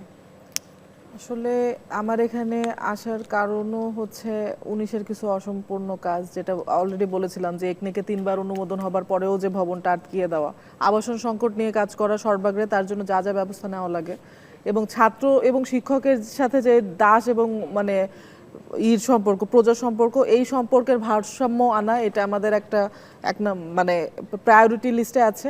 এবং আরেকটা ব্যাপার হচ্ছে টিউশনের উপর মানে ছাত্রছাত্রীদেরকে যে নির্ভরশীল হতে হয়, আমাদের এখানে প্রস্তাব থাকবে যদি আমরা সুযোগ পাই, একদম ফার্স্ট ইয়ার থেকে একটা স্টুডেন্ট যেই ক্যারিয়ারে যেতে চায় তাকে সেইভাবে ফার্স্ট ইয়ার থেকে গ্রুম করা, এবং সাথে তার একটা কর্মমুখী মানে এমন কোনো একটা কর্মসংস্থানের ব্যবস্থা করে দেওয়া যেটি তার ভবিষ্যতে তার ক্যারিয়ারের জন্য ভ্যালু অ্যাড করবে, কিন্তু আসলে তার জীবনের কর্মঘণ্টাগুলো নষ্ট করবে না। জিনিসটা হচ্ছে এরকম যে আপনি কিছু প্রস্তাবের কথা বলছেন। প্রথমত আমি ঠিক জানি না একজন ডাকসু ভিপির ওই অথরিটি আছে কিনা যে সে আবাসনের ব্যবস্থা করে দিতে পারে, সে চেষ্টা করতে পারে। আর আপনি যেটা বলছেন সেগুলি কিন্তু মানে সবই প্রচেষ্টা, কোন ভাবে যেতে চান যে কারণে আপনাকে এখন ভোট দিবে। আপনি ভিপি হওয়ার পর কি চেষ্টা করবেন সেটা তো ভিপি হওয়ার পরের অবস্থা। এখন যখন ডাকসুর ইতিহাস পরপর দুটো মানে পরপর না মানে দুটো সরকার, দেশের সরকার ফেলে দেওয়ার ইতিহাস, সেখানে ডাকসু কত বড় চাপ সৃষ্টি, আমি একটু বলি, ডাকসু কত বড় চাপ সৃষ্টিকারী প্রতিষ্ঠান, কত বড় প্রেসার গ্রুপ, এটা আপনার মাথায় রাখতে হবে। এবং যিনি ডাকসু বিপির এই কিংবা ডাকসুর এই মানে পদগুলো যিনি মানে পাবেন, যার সেই ভাগ্য হবে, তার আসলে কথার কিংবা তার অ্যাক্টিভিজমে সেই ওজনটা থাকবে। এবং এটাই আসলে দরকার যে ছাত্রদের একটা তাদের ভোটে নির্বাচিত, তাদের ম্যান্ডেটে আসা একটা প্রতিষ্ঠান দরকার। না হলে আসলে সেবামূলক কাজ তো প্রত্যেকটা সংগঠন, যাদের টাকা বেশি আছে তারা বেশি করবে, যাদের যত গুড় তত মিষ্টি, যাদের টাকা কম আছে বা আমার মতো গরিব সংগঠন, তারা কিছু করতে পারবে না। ব্যাপারটা এরকম না। আপনার মনে হচ্ছে যে আপনার কথায় সেই পরিমাণ ওজন আছে যে আপনার কথা শুনে আপনাকে ভোট দিবে। জি, আপনার ক্ষেত্রে কি, কেন ভোট দিবে আপনাকে? ধন্যবাদ। আমি একটু রেস্টে নেই বলতে চাই যে হ্যাঁ, অবশ্যই আমি সাদিক কাইমের সাথে একটা জায়গায় একমত। আমি এই বিষয়টা আজকে টানতাম না যদি আসলে সাদিক কাইম অস্বীকার না করতেন। তবে আমরা সেই পিছনের দিনে ফিরে যেতে চাই না। আমরা চাই মানে আমাদের যে লড়াই, আমি যদি আমার একদম ব্যক্তিগত জায়গা থেকে বলি, আমার যে ফাইট, এত অত্যাচার, নিপীড়ন, মার খাওয়া, এটা তো শুধু আমি আমার জন্য করি নাই বা আমি কোনো কমিউনিটির জন্য করি নাই। আমি যেটা করেছি, আমি করেছি সকল শিক্ষার্থীদের জন্য, ঢাকা বিশ্ববিদ্যালয়ের সকল শিক্ষার্থীদের জন্য, সকল বাংলাদেশের মানুষের জন্য। আজকে এই যে আমরা নির্ভয়ে ক্যাম্পাসে আমরা ভোট চাচ্ছি, এই যে ডাকসুর জন্য এত যে ফাইট করেছে, এটা কি আমি কি জানতাম তখন যে ভিপি ক্যান্ডিডেট হব আমি এবং ভিপি ক্যান্ডিডেট হলে আমি জিতে যাব? আমি কি এখনও জানি না। তাহলে ফাইটগুলো কেন করলাম? ফাইটগুলোর উদ্দেশ্য ছিল এটা যে এই যে ছাত্র সংগঠনগুলো আছে বা বিশ্ববিদ্যালয়ের শিক্ষার্থীরা আছে, বিশেষ করে শিক্ষার্থীদের, তারা যেন উন্মুক্তভাবে একটা গণতান্ত্রিক চর্চার জায়গায় আসতে পারে। এবং ছাত্র সংগঠনগুলোর ক্ষেত্রে যদি ডাকসুটা না হতো তাহলে ইতিমধ্যে আধিপত্য বিস্তারের কাজ শুরু হয়ে গেছিল, সেটা প্রশাসন থেকে এবং ছাত্র সংগঠনগুলোর জায়গা থেকে। তো সেইটা কিন্তু ঠিক না, একটা গুণগত পরিবর্তনের জন্য প্রয়োজন ছিল। আমি যে কথাটা বলতে চাই যে আমরা আসলে সবাইকে নিয়েই চলতে চাই। 19 সালের ডাকসুর একটা ঘটনা বলি, তখন ছাত্র শিবিরকে নিষিদ্ধ করার জন্য ছাত্রলীগের সবাই প্রস্তাব নিয়ে আসছিল, আমরা সেটা করতে দিইনি, আমি নিষেধ করেছি। তো তখন নুরুল হক নূর ভাই বিপি ছিলেন, আমাকে মানে আদর করে ডাকতেন আর কি যে মোল্লা। তো মোল্লা আমি কি করবো? বললাম যে না ভাই, আপনি কখনো এটা নিষিদ্ধ করবে না। ঢাকা বিশ্ববিদ্যালয় এমন একটা জায়গা, এইখানে যদি আপনার কমিউনিজমের চর্চা হতে পারে, ডেমোক্রেসির চর্চা হতে পারে, তা ধর্মভিত্তিক রাজনীতির কেন চর্চা হতে পারে না? এবং আমি এইটা ঢাকা বিশ্ববিদ্যালয়ের শিক্ষার্থীদের উপর এই মানে কমিটমেন্ট দিচ্ছি, ওনারা যদি আমাকে ম্যান্ডেট দিয়ে এই দায়িত্ব দেয়, দলমত চিন্তা করে আমি আসলে কারোর জন্য কাজ করব না। এবং ঠিক যেভাবে ছাত্র শিবিরকে নিষিদ্ধ করার এজেন্ডা এসেছিল, ঠিক একইভাবে অন্য কোনো ছাত্র সংগঠনকে নিষিদ্ধ করার যদি কোনো এজেন্ডা আছে, আমি সেটা করতে দেবো না। আমার কাছে প্রথম পরিচয় হয়েছে সে একজন ঢাকা বিশ্ববিদ্যালয়ের শিক্ষার্থী, এবং সেই আওয়ামী ফ্যাসিবাদী সময়ে বিশ্ববিদ্যালয়ে ছাত্র শিবির ত্যাগ দিয়ে, ছাত্র দল ত্যাগ দিয়ে, ছাত্র অধিকার, অনেক ছাত্র সংগঠন, ছাত্র সংগঠন নেতাদের উপরে অত্যাচার করা হয়েছে। তখন কেউ কথা না বললেও অনেক সময় আমরা কিন্তু প্রতিবাদ করেছি। এই জন্য না যে সে শিবির করে বা ছাত্র দল করে, এজন্য করেছি কারণ তারা ঢাকা বিশ্ববিদ্যালয়ের শিক্ষার্থী, তারা বাংলাদেশের মানুষ। আমাকে সলিটারি কনফাইনমেন্টে নেওয়া হয়েছিল, আমাকে রিমান্ডে নিয়ে অত্যাচার করা হয়েছে। অনেকে সেই ভিডিওটা দেখেছেন, নুরুল হক নূর ভাইয়ের বাসা থেকে ধরে নিয়ে গেছে। কারণ কি ছিল জানেন? কারণ ছিল বুয়েটের তখন 24 জন শিক্ষার্থীকে টাঙ্গুয়ার হাওরে গ্রেপ্তার করা হয়েছিল। সেই 24 জন শিক্ষার্থী ছাত্র শিবিরে ছিল। আমাকে রিমান্ডে নিয়ে জিজ্ঞেস করতেছে যে তুই জানোস না যে ওরা ছাত্র শিবির করে, তুই কি জন্য ওদের জন্য আন্দোলনের জন্য তুই ডাক দিছিস? আমার কি দোষ ছিল যে হাফেজ রেজাউল করিম কমি মাদ্রাসার শিক্ষার্থী, তাকে আওয়ামী লীগের সেই সমাবেশে, শান্তি সমাবেশে মেরে ফেলা হয়েছে, আমি সেটার প্রতিবাদ করেছি। আমরা সবাইকেই ধারণ করতে পারি। আর যেটা বলতে চাই যে শিক্ষার্থীদের জন্য আমরা আসলে কি করতে চাই, দেখেন সেই ফ্যাসিবাদী সময়েও যেভাবে শিক্ষার্থীদের পাশে দাঁড়িয়েছিলাম, প্রত্যেকটা অধিকার আদায়ের সংগ্রাম করেছি। অভ্যুত্থানের সময় আমি কিন্তু গ্রেপ্তার হয়েছিলাম 28 জুলাই, এবং অভ্যুত্থান পরবর্তী সময়গুলোতেও শিক্ষার্থীদের পাশে ছিলাম। অভ্যুত্থান পরবর্তী সময়ের কথা যদি বলি, এই যে চাকরির আবেদন ফি কমানোর আন্দোলন, পিএসসি সংস্কার আন্দোলন, সর্বশেষ এই অভ্যুত্থান পরবর্তী সবচেয়ে বড় যে অধিকার ভিত্তিক আন্দোলন ডাকসুর জন্য ফাইট করেছে, আমরণ অনশন করেছে, শিক্ষার্থীরা সাথে ছিলেন, এখানে অনেকেই সেখানে আমাদেরকে সাথে ছিলেন, সংগ্রাম করেছেন। সেই কমিটমেন্ট থেকে বলতে চাই যে শিক্ষার্থীরা যদি ম্যান্ডেট দেয়, ঠিক যেইভাবে করে ফাইট করে শিক্ষার্থীদেরকে সাথে করে নিয়ে ডাকসু আদায় করেছি, ঠিক সেইভাবে ফাইট করে অন্য অন্য অধিকারগুলো আদায় সবসময় শিক্ষার্থীদের পাশে থাকবেন, এই জন্যই আপনি ভোট চান। আপনার কাছে যদি যাই জামালউদ্দিন খালিদ, কেন আপনাকে ভোট দেবে? সবাই তো দলমতের ঊর্ধ্বে উঠে কাজ করার জন্য প্রতিশ্রুতি দিচ্ছে, তো আমি বলবো ঢাকা বিশ্ববিদ্যালয়ে যদি কেউ দলের মধ্যে থাকা অবস্থায় এবং দলের বাইরে থেকে দলমতের ঊর্ধ্বে উঠে কাজ করেছে, সে জামালউদ্দিন মোহাম্মদ খালিদ। ওটা আমি প্রমাণ করতে পারবো, সময় কম। আমি আপনাকে যদি একদম কাছাকাছি কিছু কথা বলি, যে ডাকসু নিয়ে আজকে কথা হচ্ছে, কিন্তু ডাকসু নিয়ে গত 10 মাসের ডাকসু নিয়ে সবার আগে যদি কেউ কথা বলে থাকে, সেটা হচ্ছে জামালউদ্দিন মোহাম্মদ খালিদ। 2024 সালের 29শে নভেম্বর আমি সম্মিলিত ডাকসু আন্দোলন গঠন করি 5টি সংগঠনকে নিয়ে। 1 জানুয়ারি 2025 সালে আমি হচ্ছে 2 কার্যদিবসের ভিতরে ডাকসুর রোডম্যাপ দেওয়ার দাবিতে আলটিমেটাম দিই, এবং হচ্ছে 21শে ফেব্রুয়ারি থেকে 25শে ফেব্রুয়ারি পর্যন্ত ডাকসুর রোডম্যাপের দাবিতে গণস্বাক্ষর কর্মসূচি পালন এবং 25 তারিখে অবস্থান কর্মসূচি পালন করেছি, আমার নেতৃত্বে সেগুলো হয়েছে। এবং 23শে মে আমাদের বিনিয়ামিন মোল্লা ভাই এসে উনি যে অনশনে বসেছেন, সেখানে আমিও অংশগ্রহণ করেছি। অর্থাৎ এই ডাকসু আনার পিছনে সবচেয়ে দীর্ঘ মানে শুরু থেকে এখন শেষ পর্যন্ত দীর্ঘ লড়াইটা করেছি আমি। শিক্ষার্থীরা যদি আমাকে মনে করে যে আমি কেন এটা করেছি সেটা একটু বলি, তাহলে একটু যদি সময় দেন আমাকে। আমি যখন দেখেছি 5ই আগস্টের পরে আমরা যে পরিবর্তনটা চেয়েছিলাম, যে আমরা একটা নতুন ফর্মের ছাত্র রাজনীতিটা করব, আমি যখন দেখলাম যে বৈষম্য বিরোধী ছাত্র আন্দোলন সবার জন্য একটা ছায়া ছিল, তারা সেই দায়িত্বটা পালন করেনি। তারপর আমি সেখানে তাদের ডাকা একটা বৈঠকে বলেছিলাম যে যেহেতু বৈষম্য বিরোধী ছাত্র আন্দোলন দায়িত্বটা পালন করেনি, এখন দায়িত্বটা ছিল ছাত্রদল, ছাত্র শিবিরের মতো বড় সংগঠনগুলো। দেখলাম তারাও সেই দায়িত্বটা পালন করেনি, নতুন কোনো ফরম্যাট হাজির করেনি। তখন আমার মাথায় এসেছিল যে ডাকসুটা আমরা না আনতে পারি, খুব শীঘ্রই আগের রাজনীতি আবার পুনরায় ফিরবে, ওয়েস্টরুম গণরুম কালচারের সেই জায়গাতে আমরা চলে যাব। সেই জন্যই হচ্ছে আমি ডাকসু নিয়ে সবচেয়ে বেশি মানে কনসার্নের জায়গায় আমার চলে আসে, এবং ডাকসু নিয়ে আমি দীর্ঘ আন্দোলন করি। এছাড়া আপনি যদি আমাকে বলেন, আমাকে হয়তো আপনি মিডিয়া দেখবেন না, আমার হাইপ খুব একটা নাই, এই জন্য আপনারা হয়তো ডাকতে প্রথম চান নাই আমাকে আর কি। কিন্তু ঢাকা বিশ্ববিদ্যালয়ে যদি আপনি আমার সম্পর্কে খোঁজ নেন, এই জামালউদ্দিন ঢাকা বিশ্ববিদ্যালয়ের ছাত্রদের যে কাজগুলো করা দরকার ছিল নীরবে নিবৃত্তে, সেই কাজগুলো গত 5 বছর যাবত করে যাচ্ছে। সবগুলো লড়াইতে ছিলাম, এখানে সবাই লড়াই অংশীদার, আমাদের এখানে যারা আছে সবাই ফেসিবাদের বিরুদ্ধে লড়াই করেছে, সেটা অবশ্যই সবার একটা পজিটিভ পয়েন্ট। তার পাশাপাশি আমি দলমতের ঊর্ধ্বে উঠে শিক্ষার্থীদের পক্ষে, নারী শিক্ষার্থীদের পক্ষে বিগত দিনে যে পরিমাণ কাজ করেছি, শুধু সেটাও যদি কোনো শিক্ষার্থী দেখে বিশ্লেষণ করে, তারা অবশ্যই আমাকে নির্বাচিত করতে বাধ্য হবে। আমি বলি সবাইকে যে আমাকেই করতে হবে তা না, আমার চেয়ে যোগ্য কাউকে দেখতে তাকেও দিবেন, সমস্যা নেই। আপনার কাছে শুনি, ইয়াসিন আরাফাত, কেন ভোট আপনাকে দেবে? আমরা এখানে সংক্ষেপে বলি, 2019 সালে আমরা ডাকসুতে, তখন জামালউদ্দিন ভাই আমাদের সাথেই ছিলেন, পূর্ণাঙ্গ প্যানেল নির্বাচন করেছিলাম। তখন পরিস্থিতি ছিল খুবই কঠিন, যে নামাজ পড়তে যা তাকে আইডেন্টিফাই করা হতো যে সে শিবির করে কিনা, বিভিন্ন ট্যাগিং জঙ্গির মধ্যে কিনা। ওই পরিস্থিতির মধ্যে আমরা ইসলামী রাজনীতি নিয়ে প্রথম আসে, তখন আমাদেরকে এমনও বলা হয়েছে হয়তো আমাদের সবাইকে বহিষ্কার করে দিবে, যে আমরা এই আলাপ কেন তুললাম, 100 বছরের ইতিহাসে এই ঢাকা বিশ্ববিদ্যালয়ে আলাপ কেন তুলে না, তোমরা কোত্থেকে আলাপ তুলতেছো। তো আমরা তখন থেকে মানে আমরা বহিষ্কার হয়ে যাব, কিন্তু অধিকার আদায়ে আমরা তখন ছিলাম, আমরা কাজ করেছি। এরপর থেকে যতগুলো আন্দোলন ছিল, এমন কিছু আন্দোলন ছিল যেগুলো অনেকে অংশগ্রহণ করে নাই। যেমন বলি, ইডেনে ছাত্রী নির্যাতন, ছাত্রলীগ কর্তৃক যে নির্যাতনটা হতো, মানে এটাকে পদ দেওয়ার জন্য, যাকে আমি শব্দগুলো উচ্চারণ করলাম না, এইসব ইস্যুতে আমরা সম্মুখ সারিতে থেকে আন্দোলন করেছিলাম, এটা নিয়ে কেউ আন্দোলন করেনি।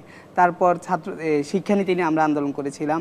তারপর বিশেষ করে 24-এর যে নির্বাচন, আমরা ক্যাম্পাসে 5-6 বার মিছিল করেছিলাম, ভোটছর ভোটছর শেখ হাসিনা ভোটছর, মানে এই সাহসিকতা নিয়ে আমরা শেখ হাসিনাকে ফ্যাসিবাদ, এটা আমরা ছাত্রদলকেও হয়তো তারা ঢুকতে দিত না, কিন্তু আমরা জীবন বাজি রেখে আমরা মিছিল করেছি। সর্বশেষ ওমামা আপু আজকে আসে না, উনি সহ ছিল, আমরা একটানা 7 দিন যাবত রাজু ভাস্কর্যে দাঁড়িয়ে এই নির্বাচনকে লাল কার্ড দেখিয়েছিলাম, প্রত্যেক দিন দাঁড়িয়ে দাঁড়িয়ে। তো আমরা এই আন্দোলনগুলো করেছি। প্রতিকূল পরিস্থিতিতে আমরা যেহেতু ছাত্রদের জন্য কাজ করেছি, ভবিষ্যতেও আমরা এই কি যেন ডাকসুতে আমরা জিতি বা হারি, আমরা ছাত্রদের সাথে থাকবো ইনশাল্লাহ, কমিটমেন্ট। আরেকটা কথা হচ্ছে আমরা চেতনা বিক্রি করি না। এটা হলো খুব একটা, কেউ 71 বিক্রি করে, কেউ 24 বিক্রি করে, 24কে নিজে বানিয়ে নিতে চায়। আমরা আমাদের জাতীয় সংগ্রামের সকল চেতনাকে আমরা ধারণ করি। আরেকটা কথা হচ্ছে প্রত্যেকটা সংগঠনের অতীত ইতিহাস ঘাটলে কিছু কালিমা পাওয়া যাবে, আমরা সেগুলো আর ঘাটতে চাই না। এখন সবাই আমরা স্বৈরাচারের বিরুদ্ধে আন্দোলন করেছি, কিন্তু আমরা এমন একটা সংগঠন, আমাদের কোনো কর্মী থেকে শুরু করে উচ্চ পর্যায়ে একটা মাদা সংগঠনের নেতা কর্মী কারোর বিরুদ্ধে দুর্নীতি, সুদ, ঘুষ, তারপর চাঁদাবাজি, টেন্ডারবাজি এগুলো পাওয়া যাবে না। সুতরাং স্বচ্ছতা। আচ্ছা আব্দুল কাদের, আপনার কাছে আসি। বলা হচ্ছে ইতিমধ্যে অভিযোগ চলে এসছে যে বৈষম্য বিরোধী ছাত্র আন্দোলন আসলে দায়িত্ব ওই সময় নিতে পারেনি, ওই জন্য অন্যভাবে এসছে। তো আপনাকে একটা অসাধারণ সাফল্যের পর একটা ব্যর্থতা দেখিয়ে ফেলেছেন, কেন তাহলে আপনাকে ভোট দেওয়া হবে? দেখেন, ভাই তো হয়তো বা সেটা বলছিলেন, সে বৈষম্য বিরোধী শিক্ষার্থীদের যে ব্যানারটা, সেটার বিভিন্ন নেতৃস্থানীয় মানে নেতৃবৃন্দ ছিলেন, ব্যক্তিবর্গ ছিলেন, সেই জায়গায় তাদের বিষয়ে তারা হয়তো উল্লেখ করতে পারবেন। শুধুমাত্র বৈষম্য বিরোধী বলতে তখন তো নির্দিষ্ট কোনো প্ল্যাটফর্ম ছিল না। সেক্ষেত্রে আপনার একাধিক ব্যক্তি, সেটা আপনার ইনক্লুসিভ, ডান বাম সবাই ছিল বৈষম্য বিরোধীতে, শুধু আমরা না। কিন্তু আমাদের কেন জানি মনে হয় শুধুমাত্র মানে নেগেটিভ বিষয়টা আমাদের 2 থেকে 4 জন মানুষকে হচ্ছে ইন্ডিকেট করা হয়, তাদেরকে চাপিয়ে দেওয়া, কিন্তু পজিটিভ বিষয়টা সবাই নিতে চায় কেন জানি, একটা বিষয়। আমি যদি আমার কথা বলি, সেক্ষেত্রে হচ্ছে আমাকে কেন ভোট দিবে, কেন বা আমাকে চয়েস করবে, আমি একটু বলি। শিক্ষার্থীরা একটা শঙ্কার মধ্যে আছে। শঙ্কাটাকে জানেন, যে আবারও গণরুম গেস্টরুম ফিরে আসে কিনা, আবারও হচ্ছে দখলদারিত্ব ফিরে আসে কিনা, জিম্মি প্রথা, দাসপ্রথা ফিরে আসে কিনা। কারণ কি জানেন, শঙ্কার জায়গাটা হচ্ছে 90 গণঅভ্যুত্থান পরবর্তী ডাকসু হয়েছিল, কিন্তু সেই ডাকসু 91 তার ডাকসু হয় নাই। কিন্তু 91-তে গণরুম গেস্টরুম ফিরে আসছিল। 91-তে কারা ক্ষমতা এসেছিল? যদি আমরা বিএনপি জামাত সরকারের কথা বলি, আমরা দেখেছি কিন্তু শিক্ষার্থীর সেই সংখ্যার জায়গা আছে। যদি আবারও 26-এ মানে কি 25 সালে আবার ডাকসু হলো, 26 যদি ডাকসু না হয়ে আবারও গণরুম গেস্টরুম ফিরে আসে, তাদের পাশে কে দাঁড়াবে? সেই জায়গা থেকে আমি যদি বলি, আমি চেষ্টা করেছি যে বিগত দিনে শিক্ষার্থীদের পাশে থাকার জন্য। নতুন করে হচ্ছে গিয়ে কি ডাকসুকে কেন্দ্র করে 1 মাস ধরে আলাপ দিচ্ছি না যে আমি আপনাদের পাশে থাকব। আমি ব্যক্তি আব্দুল কাদের শিক্ষার্থীদের পাশে থাকার জন্য আমি হচ্ছে মানে হল ছেড়ে দিয়েছিলাম। কিন্তু ওই সময় আপনি জানেন, আমি কয়েকটা বলেছিলাম যে তখন আমার বাবার চাকরিটা চলে যায়, কিন্তু আমি শুধুমাত্র মানে 3000 টাকা মানে ফ্যামিলি থেকে দিত, কিংবা আমরা আন্টি দিত, ওইখানে থাকতাম। শুধুমাত্র আমি রিস্কটা নিয়েছি যে আমি শেরদার বিক্রি দিতে পারবো না। আমি ব্যক্তি আব্দুল কাদের কথা বলার জন্য জেল খাটতে হয়েছে, ছোট্ট একটা কমেন্টের জন্য। কিন্তু আপনি জানেন যে জেল খাটার কারণ হচ্ছে, আমি যদি আব্দুল পাহাদের 3য় শাহাদাত বার্ষিকীতে আমরা শিক্ষার্থীদের জন্য লড়াই করেছি। কিন্তু শাহাদাত বার্ষিকীতে আমরা একটা প্রোগ্রাম করি, প্রোগ্রাম থেকে আমাদেরকে মেরে ঢাকা মেডিকেল ফ্রেম করা হয়, ওইখান থেকে আমাদেরকে ধরে নিয়ে যাওয়া হয়, 2টা করে মামলা দেওয়া হয়। খুবই মানে তারুণ্যের চাঞ্চল্যতা নিয়ে আমরা আন্দোলন করছিলাম, কিন্তু কখনো ভাবিনি এভাবে জেলে যাব। হুট করে আপনি দেখেন, জেল থেকে বের হয়ে এসে দেখি কি আমার পরীক্ষা হয়ে গেছে, মিড টার্ম শেষ, কিন্তু আমার ফাইনাল দিতে দেবে না, কারণ আমার ক্লাস নাই। মানে অমানবিকতার চিত্রটা আপনি দেখেন একটু। আমি 1 বছর ইয়েলস দিতে হয়েছে কিন্তু আমার। তো কখনোই হচ্ছে আমরা গুটি অল্প কয়েকজন মানুষ, 6 থেকে 7 জন মানুষ আমরা এই লড়াইটা চালিয়ে রেখেছিলাম। অনেকে বলতো, কটাক্ষ করে বলতো যে তোমরা 6-7 জন মানুষ এত বড় দানবের বিরুদ্ধে কিভাবে লড়বা। আমাদের একটা লক্ষ্য ছিল, গোল ছিল। আমরা বিন্দুমাত্র কখনো হচ্ছে ব্যক্তি কিংবা গোত্রীয় যে চিন্তা ভাবনা সেটা করি নাই। আপনি এখন দেখেন, শিক্ষার্থীরা অবশ্যই তার কথা চিন্তা করবেন যারা রেগুলার শিক্ষার্থী, শিক্ষার্থীরা অবশ্যই তার কথা চিন্তা করবেন যার অতীত ইতিহাস, যে এখন যে কমিটমেন্ট দিচ্ছে, যে অঙ্গীকার দিচ্ছেন, তার অতীত ইতিহাসে সেটা যায় কিনা। শিক্ষার্থী আবার চিন্তা করবে, যদি আবারও 26-এ ডাকসু না হয়ে গণরুম গেস্টরুম ফিরে আসে, কারণ সম্ভাবনা আছে। যদি আবার ডাকসু মানে গণরুম গেস্টরুম ফিরে আসেন, তাকে ফেলে দিয়ে কিংবা আবার হচ্ছে গিয়ে যে পিছনে ফিরে যাবে, কিংবা যে অপ্রকাশ্য রাজনীতি ফিরে যাবে, নিজের স্বার্থের কথা চিন্তা করবে, এমন কাউকে হয়তো শিক্ষার্থীরা বিবেচনা রাখবে না। তো শিক্ষার্থীরা অবশ্যই তাকে বিবেচনা রাখবে যাকে তারা বিগত দিনের পাশে পেয়েছে, 5 আগস্টের আগে এবং 5 আগস্টের পরে। এতটুকুই। আমি সাদিকের কাছে আসতে চাই। আসলে প্রশ্ন ওই একটাই যে কেন আপনাকে ভোট দিবে, পাশাপাশি এটাও জানতে চাই যে পরিস্থিতি এখন আমরা দেখতে পাচ্ছি, আমি কাদেরের কাছে যেই অংশটা দেখলাম, যে 90-এর পরও এক ধরনের চেষ্টা করা হয়েছিল, কিন্তু তখন জোট সরকার ক্ষমতায়, তখন অবশ্য জোট সরকার ক্ষমতায় ছিল না, তখন বিএনপি জামাত জোট সরকার ক্ষমতায় ছিল না। 2001-এর পর বিএনপি জামাত জোট সরকার ক্ষমতায় আসছে। কিন্তু আমাদের অতীতটা বলে যে যখন যে ক্ষমতায় ডাকসু আসলে তার, যখনই ইলেকশন হয়েছে, এক হচ্ছে ভোট কেন দিবে, আর হচ্ছে ভোট দেওয়ার পর দলীয় প্রভাব মুক্ত একটা ডাকসু কি আমরা পেতে পারি, আমরা ওই আশা করতে পারি? আপনি কি মনে করেন? জুলাই বিপ্লবের পরে আমরা বারবার বলছি, আমরা শহীদদের আকাঙ্ক্ষার আলোকে আমাদের ছাত্র রাজনীতি বিনির্মাণ করতে চাই এবং নতুন ছাত্র রাজনীতি বিনির্মাণ করতে চাই। তো সেই নতুন ছাত্র রাজনীতির রূপরেখা কেমন হওয়া উচিত এবং এটার বাস্তবায়নটা কেমন হওয়া উচিত সেটা আমাদের জায়গা থেকে আমরা দেখানোর চেষ্টা করেছি। এবং ক্যাম্পাসে শিক্ষার্থী বান্ধব, ছাত্র বান্ধব যতগুলো দাবি দেওয়া আছে সেই সকল দাবি দেওয়াগুলো আমরা প্রশাসনের কাছে উত্থাপন করেছি। আপনি দেখবেন আমাদের 63 একটা সংস্কার প্রস্তাবনা দিয়েছিলাম। সেই সংস্কার প্রস্তাবনায় বিশ্ববিদ্যালয়ে যে আমূল পরিবর্তনের জন্য যা যা দরকার একদম ইনস অ্যান্ড আউট সেটা আমরা দিয়েছি। এবং বিশ্ববিদ্যালয় প্রশাসনকে আমরা দফায় দফায় তাদের সাথে আমরা তাদেরকে শিক্ষার্থীদের দাবি উত্থাপন করেছি, তাদেরকে এটা বাস্তবায়নের জন্য প্রেশার ক্রিয়েট করেছি। এর পাশাপাশি আমাদের জায়গা থেকে আমরা এটা বাস্তবায়ন করেছি যতগুলো ওয়েলফেয়ারমূলক কাজ করা যায়, কারণ বিশ্ববিদ্যালয় প্রশাসনের অনেক সীমাবদ্ধতা আছে। তো সেই সীমাবদ্ধতার জায়গা থেকে যখন বিশ্ববিদ্যালয় প্রশাসনকে বারবার বলার পরও হচ্ছে না, তখন আমাদের যে ক্যাপাসিটি, আমাদের যে অ্যালামনাই আছে সেই অ্যালামনাইকে কাজে লাগিয়ে আমরা এই কাজগুলো করেছি। এবং জুলাইয়ের যে আকাঙ্ক্ষা, জুলাইয়ের শহীদ পরিবার, জুলাইয়ের আহত যারা আছে গাজী, তাদের ট্রিটমেন্ট এবং শহীদদেরকে নিয়ে যে কালচারালি রিলিভেন্ট করা, জুলাইকে কালচারালি প্রাসঙ্গিক করা, জুলাইকে নিয়ে চিত্র প্রদর্শনী থেকে শুরু করে জুলাইয়ের স্মৃতিকে জাগ্রত করার জন্য স্মৃতি লিখন, এরকম অসংখ্য আয়োজন আমরা করেছি। এবং শিক্ষার্থীদের আমরা বলছি হচ্ছে আমাদের জোটের নাম দিয়েছে ঐক্যবদ্ধ শিক্ষার্থী জোট। আমরা সবাইকে নিয়ে একসাথে চলতে চাই। জুলাই যেভাবে আমরা ঐক্যবদ্ধ আন্দোলন করেছি, তো ওই ইনক্লুসিভ একটা হচ্ছে আমাদের ক্যাম্পাস করার জন্য আমাদের ক্যাম্পাসে যারা ফিজিক্যালি চ্যালেঞ্জ আছে আমরা তাদেরকে নিয়ে কাজ করেছি। ইসলামী ছাত্র শিবিরের আমাদের যেটা প্রতিষ্ঠা বার্ষিকী হয়েছিল 6 ফেব্রুয়ারি, ওই প্রতিষ্ঠা বার্ষিকীটা আমরা অপরাজয় বাংলার ওইখানেই করেছিলাম বটতলায়, এবং ওইখানে ফিজিক্যালি চ্যালেঞ্জ আছে তাদেরকে আমরা সংবর্ধনা দিয়েছিলাম, অদম্য মেধাবী সংবর্ধনা। এইভাবে শিক্ষার্থী বান্ধব, ছাত্র বান্ধব আমরা শুধু বলে ক্ষান্ত হয়নি, আমরা বাস্তবায়ন করে দেখিয়ে দিয়েছি। এবং শিক্ষার্থীরা আমাদের অসংখ্য ছোট ভাই বোনরা তারা এক্সট্রিম ফাইন্যান্সিয়াল ক্রাইসিসের মধ্যে দিয়ে যায়। তো আমাদের জায়গা থেকে যেটুকু পারি আমরা তাদের পাশে থাকা, তাদেরকে সাপোর্ট দেওয়া, সেই কাজটা আমরা করার চেষ্টা করেছি। তো 1 বছর জুড়ে আমাদের যে অ্যাক্টিভিটি, শিক্ষার্থীদের যে আমাদের সাথে স্বতঃস্ফূর্ত তাদের রেসপন্স, আমরা মনে করি আমাদের যে লিডারশিপ কোয়ালিটি আছে, জুলাইয়ের সবচেয়ে ক্রুশিয়াল টাইমে আন্দোলন সকল অংশীজনদেরকে সমন্বয় করে আন্দোলন কন্টিনিউ করা, জুলাই পরবর্তী সময়ে আমাদের লিডারশিপ, আমাদের অনেস্টি, আমাদের ইন্টিগ্রিটি এবং আমাদের কম্পিটেন্সি সব কিছুতেই শিক্ষার্থীরা আমাদের উপর আস্থা রাখতে চাই। বিশেষ করে আমাদের যারা ছাত্রী যারা আছে, নারী শিক্ষার্থী, তাদের আমরা অনেক বেশি রেসপন্স দেখতে পাচ্ছি। এবং তাদের আকাঙ্ক্ষার আলোকে, তাদের যে প্রত্যাশা একটা নিরাপদ ক্যাম্পাস এবং তাদের যে সমস্যাগুলো আছে সেই সমস্যাগুলোকে আমরা আইডেন্টিফাই করতে চাই। একই সাথে আমাদের ঢাকা বিশ্ববিদ্যালয়ের কথা যখন আমরা বলি, এই ঢাকা বিশ্ববিদ্যালয়কে শুধুমাত্র আমরা রাজনীতিক হিসেবে দেখানোর চেষ্টা করি, কিন্তু ভাই বিশ্ববিদ্যালয় অবশ্যই আমাদের এখানে বিশ্ববিদ্যালয় আমাদের রাজনীতি থাকবে, শিক্ষার্থীরা রাজনীতি সচেতন হবে, কিন্তু এটাকে যদি আমরা পুরোটা রাজনীতি করে ফেলি তাহলে এটা বিশ্ববিদ্যালয় থাকে না। বিশ্ববিদ্যালয়ের কাজ কি? বিশ্ববিদ্যালয়ের কাজ হচ্ছে নতুন নতুন জ্ঞান উৎপাদন করা, জ্ঞান বিতরণ করা। এখন এই নলেজ উৎপাদন করা, বিতরণ করার জন্য কি করতে হবে? আপনাকে গবেষণা এবং এনভায়রনমেন্ট ফ্রেন্ডলি আপনাকে একটা একাডেমিক ইনস্টিটিউশন হিসাবে এটাকে বিল্ড আপ করতে হবে। তো সেই একাডেমিক ইনস্টিটিউশনের জন্য আমাদের ইশতেহারের মধ্যে আছে, আমরা বলছি আমাদের শিক্ষক যারা আছে, শিক্ষকদের শিক্ষক মূল্যায়ন, টিচার্স এভ্যালুয়েশন সিস্টেম চালু করতে হবে। আমাদের যে লাইব্রেরি আছে সবচেয়ে ভঙ্গুর অবস্থা, তাহলে একটা লাইব্রেরি, ঢাকা বিশ্ববিদ্যালয় কেন্দ্রীয় লাইব্রেরি যদি সবচেয়ে ভঙ্গুর হয়, আমাদের বিজনেস ফ্যাকাল্টির এই লাইব্রেরি, সায়েন্স ফ্যাকাল্টির যে ল্যাবগুলো আছে, লাইব্রেরিগুলো আছে, সবগুলো ভঙ্গুর অবস্থা। কিছুটা এই লাইব্রেরি তো 3 বছর ধরে বন্ধ অবস্থায় আছে। তো যদি আমাদের লাইব্রেরি নিয়ে যদি আমাদের চিন্তা না থাকে এবং গবেষণা যদি আমাদের বাজেট না থাকে, গবেষণায় এই বছর সর্বোচ্চ বাজেট দেওয়া হয়েছে মাত্র 2%, কিন্তু আমরা যদি দেখি বিশ্বের আমাদের পার্শ্ববর্তী দেশ অথবা যে ইউনিভার্সিটিগুলো আছে সেখানে গবেষণা বাজেট কমপক্ষে 20%, 22%, 24-28%। এই সকল কিছুই আমরা বলছি আমাদের এই বিশ্ববিদ্যালয়কে আমরা একটা একাডেমিক ইনস্টিটিউশন হিসেবে করবো। এবং একাডেমিক ইনস্টিটিউশন করার জন্য আমাদের কি করতে হবে? অবশ্যই আমাদের আবাসন সংকট দূর করতে হবে, আমাদের খাদ্যের যে অনিরাপত্তা সেটা দূর করতে হবে, স্বাস্থ্যের অনিরাপত্তা সেটা দূর করতে হবে, এবং আমাদের যারা ছাত্রী আছে তাদের হচ্ছে নিরাপদ ক্যাম্পাস করে তুলতে হবে। এবং এখানে যারা আছে ছাত্রী আমাদের হলগুলোতে। আপনার কাছে আমি আবার আসবো, একটু আমি আপনার কাছে শুনতে চাই। ধরুন আপনি ভিপি হয়ে গেলেন, তারপরে আজকে আমরা বসে আছি, আজকে হচ্ছে 26 তারিখ আগস্ট মাসের। আপনি সামনের বছর মানে 1 বছর পার করে আপনার দায়িত্ব পালন শেষে ঢাকা বিশ্ববিদ্যালয়কে কেমন দেখতে চান? 1 বছর কিন্তু আপনার সময়, আপনি মানে 5 বছর বা 10 বছর মেয়াদি কোনো পরিকল্পনা করতে পারবেন না।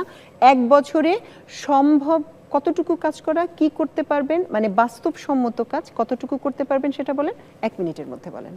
ধন্যবাদ।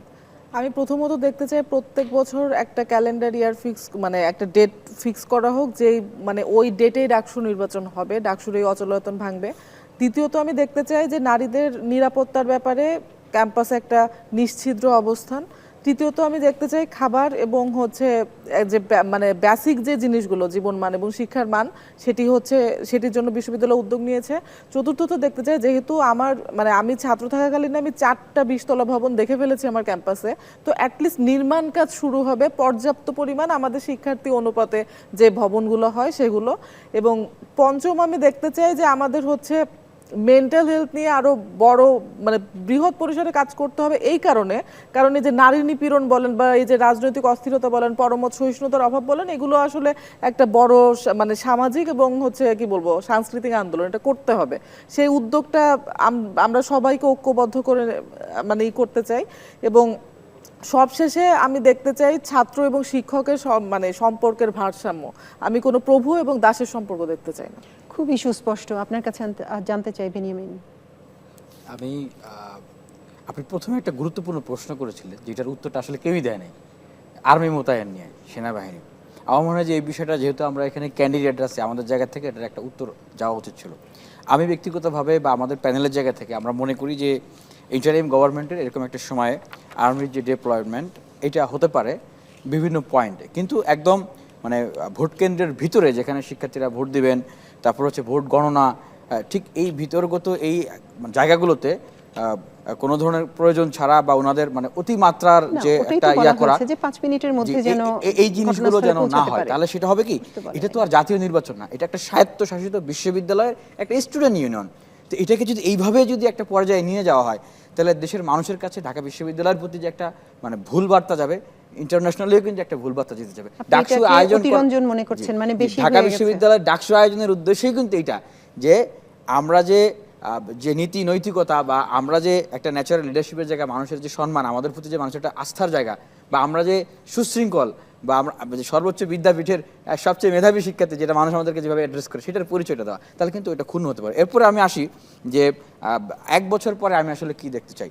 আমি দেখতে চাই যে বা যেটা মানে করা যাবে বলে মনে করি যে আমাদের বিশ্ববিদ্যালয়ের যে বাজেটটা হয়েছে একটা 1000 কোটি টাকার বাজেট এবং মেগা মাস্টার প্ল্যান, সেইটাকে শুরুতেই রিভাইজ করা। সেখানে অনেক কিছু বাদ গিয়েছে, অনেক হলের অনেক গুরুত্বপূর্ণ বিষয়গুলো ডাকসুর পরেই সকল ডাকসুর নেতারা এবং শিক্ষার্থীদের সাথে মত বিনিময় করে এটাকে আমি রিভাইজ করতে চাই। এবং দ্বিতীয়ত, বিশ্ববিদ্যালয়ে যে শিক্ষার্থীদের পুষ্টিসম্মত খাবার তারা পান না, আমি মনে করি যে এই 1 বছরের ভিতরে এটাকে সেটেলমেন্ট করা সম্ভব। এবং বিশ্ববিদ্যালয়ের 1 বেড 1 স্টুডেন্ট 1 টেবিল, এটা হয়তো একটু লং টার্মের বিষয় হতে পারে। সেক্ষেত্রে আমি ইমিডিয়েটলি প্রথম বর্ষ দ্বিতীয় বর্ষ শিক্ষার্থী যারা আবাসন পাননি তাদের জন্য হয়তো হোস্টেল ভাড়া করে বা আবাসন ভাড়া করে ব্যবস্থা করা, যতদিন না আবাসনের ব্যবস্থা করা। এরপর আমি মনে করি যেটা খুবই সম্ভব, সেটা হচ্ছে বিশ্ববিদ্যালয়ের পার্ট টাইম জবের ব্যবস্থা করা শিক্ষার্থীদের জন্য এবং আউটসোর্সিংয়ের ব্যবস্থা করা। এর বাইরে দেখেন একাডেমিয়া ইন্ডাস্ট্রিয়াল রিলেশনশিপ, এই কাজটাও কিন্তু অনেক দূর এগিয়ে নিয়ে যাওয়া সম্ভব। আমরা দেখি যে ঢাকা বিশ্ববিদ্যালয়ে পড়াশোনা করার পরে অনেকেই বেকার থাকছেন, আবার অনেক গুরুত্বপূর্ণ প্রতিষ্ঠানে তারা নাকি যোগ্য লোক পান না। দেখেন, কারণ ঢাকা বিশ্ববিদ্যালয়ে কিন্তু অ্যাকাউন্টেবিলিটি নাই, যে কোনো ডিপার্টমেন্টে তাদের মতো করে সিলেবাস তৈরি করাচ্ছে, পড়াচ্ছে। তো এই জায়গাটা যদি আমরা অ্যাড্রেস করতে পারি, তাহলে বিশ্বের এবং দেশের উন্নত প্রতিষ্ঠান সরকারের সাথে কন্ট্যাক্ট করে আমরা কিন্তু একাডেমিয়া ইন্ডাস্ট্রিয়াল রিলেশনশিপ তৈরি করতে পারি। এবং পাশাপাশি আমি যেটা মনে করি যে বিশ্ববিদ্যালয়ের যে ট্রান্সপোর্টগুলো আছে, যেগুলো বাইরে থেকে শিক্ষার্থীদেরকে নিয়ে আসেন, এগুলো সংকট আছে, এগুলোকে বৃদ্ধি করা এবং একটা অ্যাপস ইনস্টল করা, এক ক্লিকেই স্টুডেন্টরা দেখতে পারবে তার বাসটা আসলে কোথায় আছে। এবং পাশাপাশি বিশ্ববিদ্যালয়ের যে স্বাস্থ্য ব্যবস্থা, আমাদের একটা মুর্তজা মেডিকেল সেন্টার আছে, যেখানে আসলে গেলে একটা নাপা সেন্টার গেলে একই ধরনের, এটাও 1 বছরের ভিতরে ডেভেলপ করা সম্ভব। এবং বিশ্ববিদ্যালয়ের যে নিরাপত্তার ব্যবস্থা, দেখেন আমাদের প্রায় অর্ধেক শিক্ষার্থী নারী শিক্ষার্থী, 3টা হল বিশ্ববিদ্যালয় প্রিমিজের বাইরে, সুফিয়া কামাল হল, রোকেয়া হল, শামসুন নাহার হল।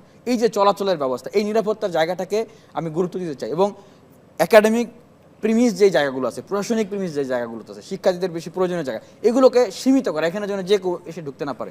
এবং যে অসংখ্য ধন্যবাদ জামাল।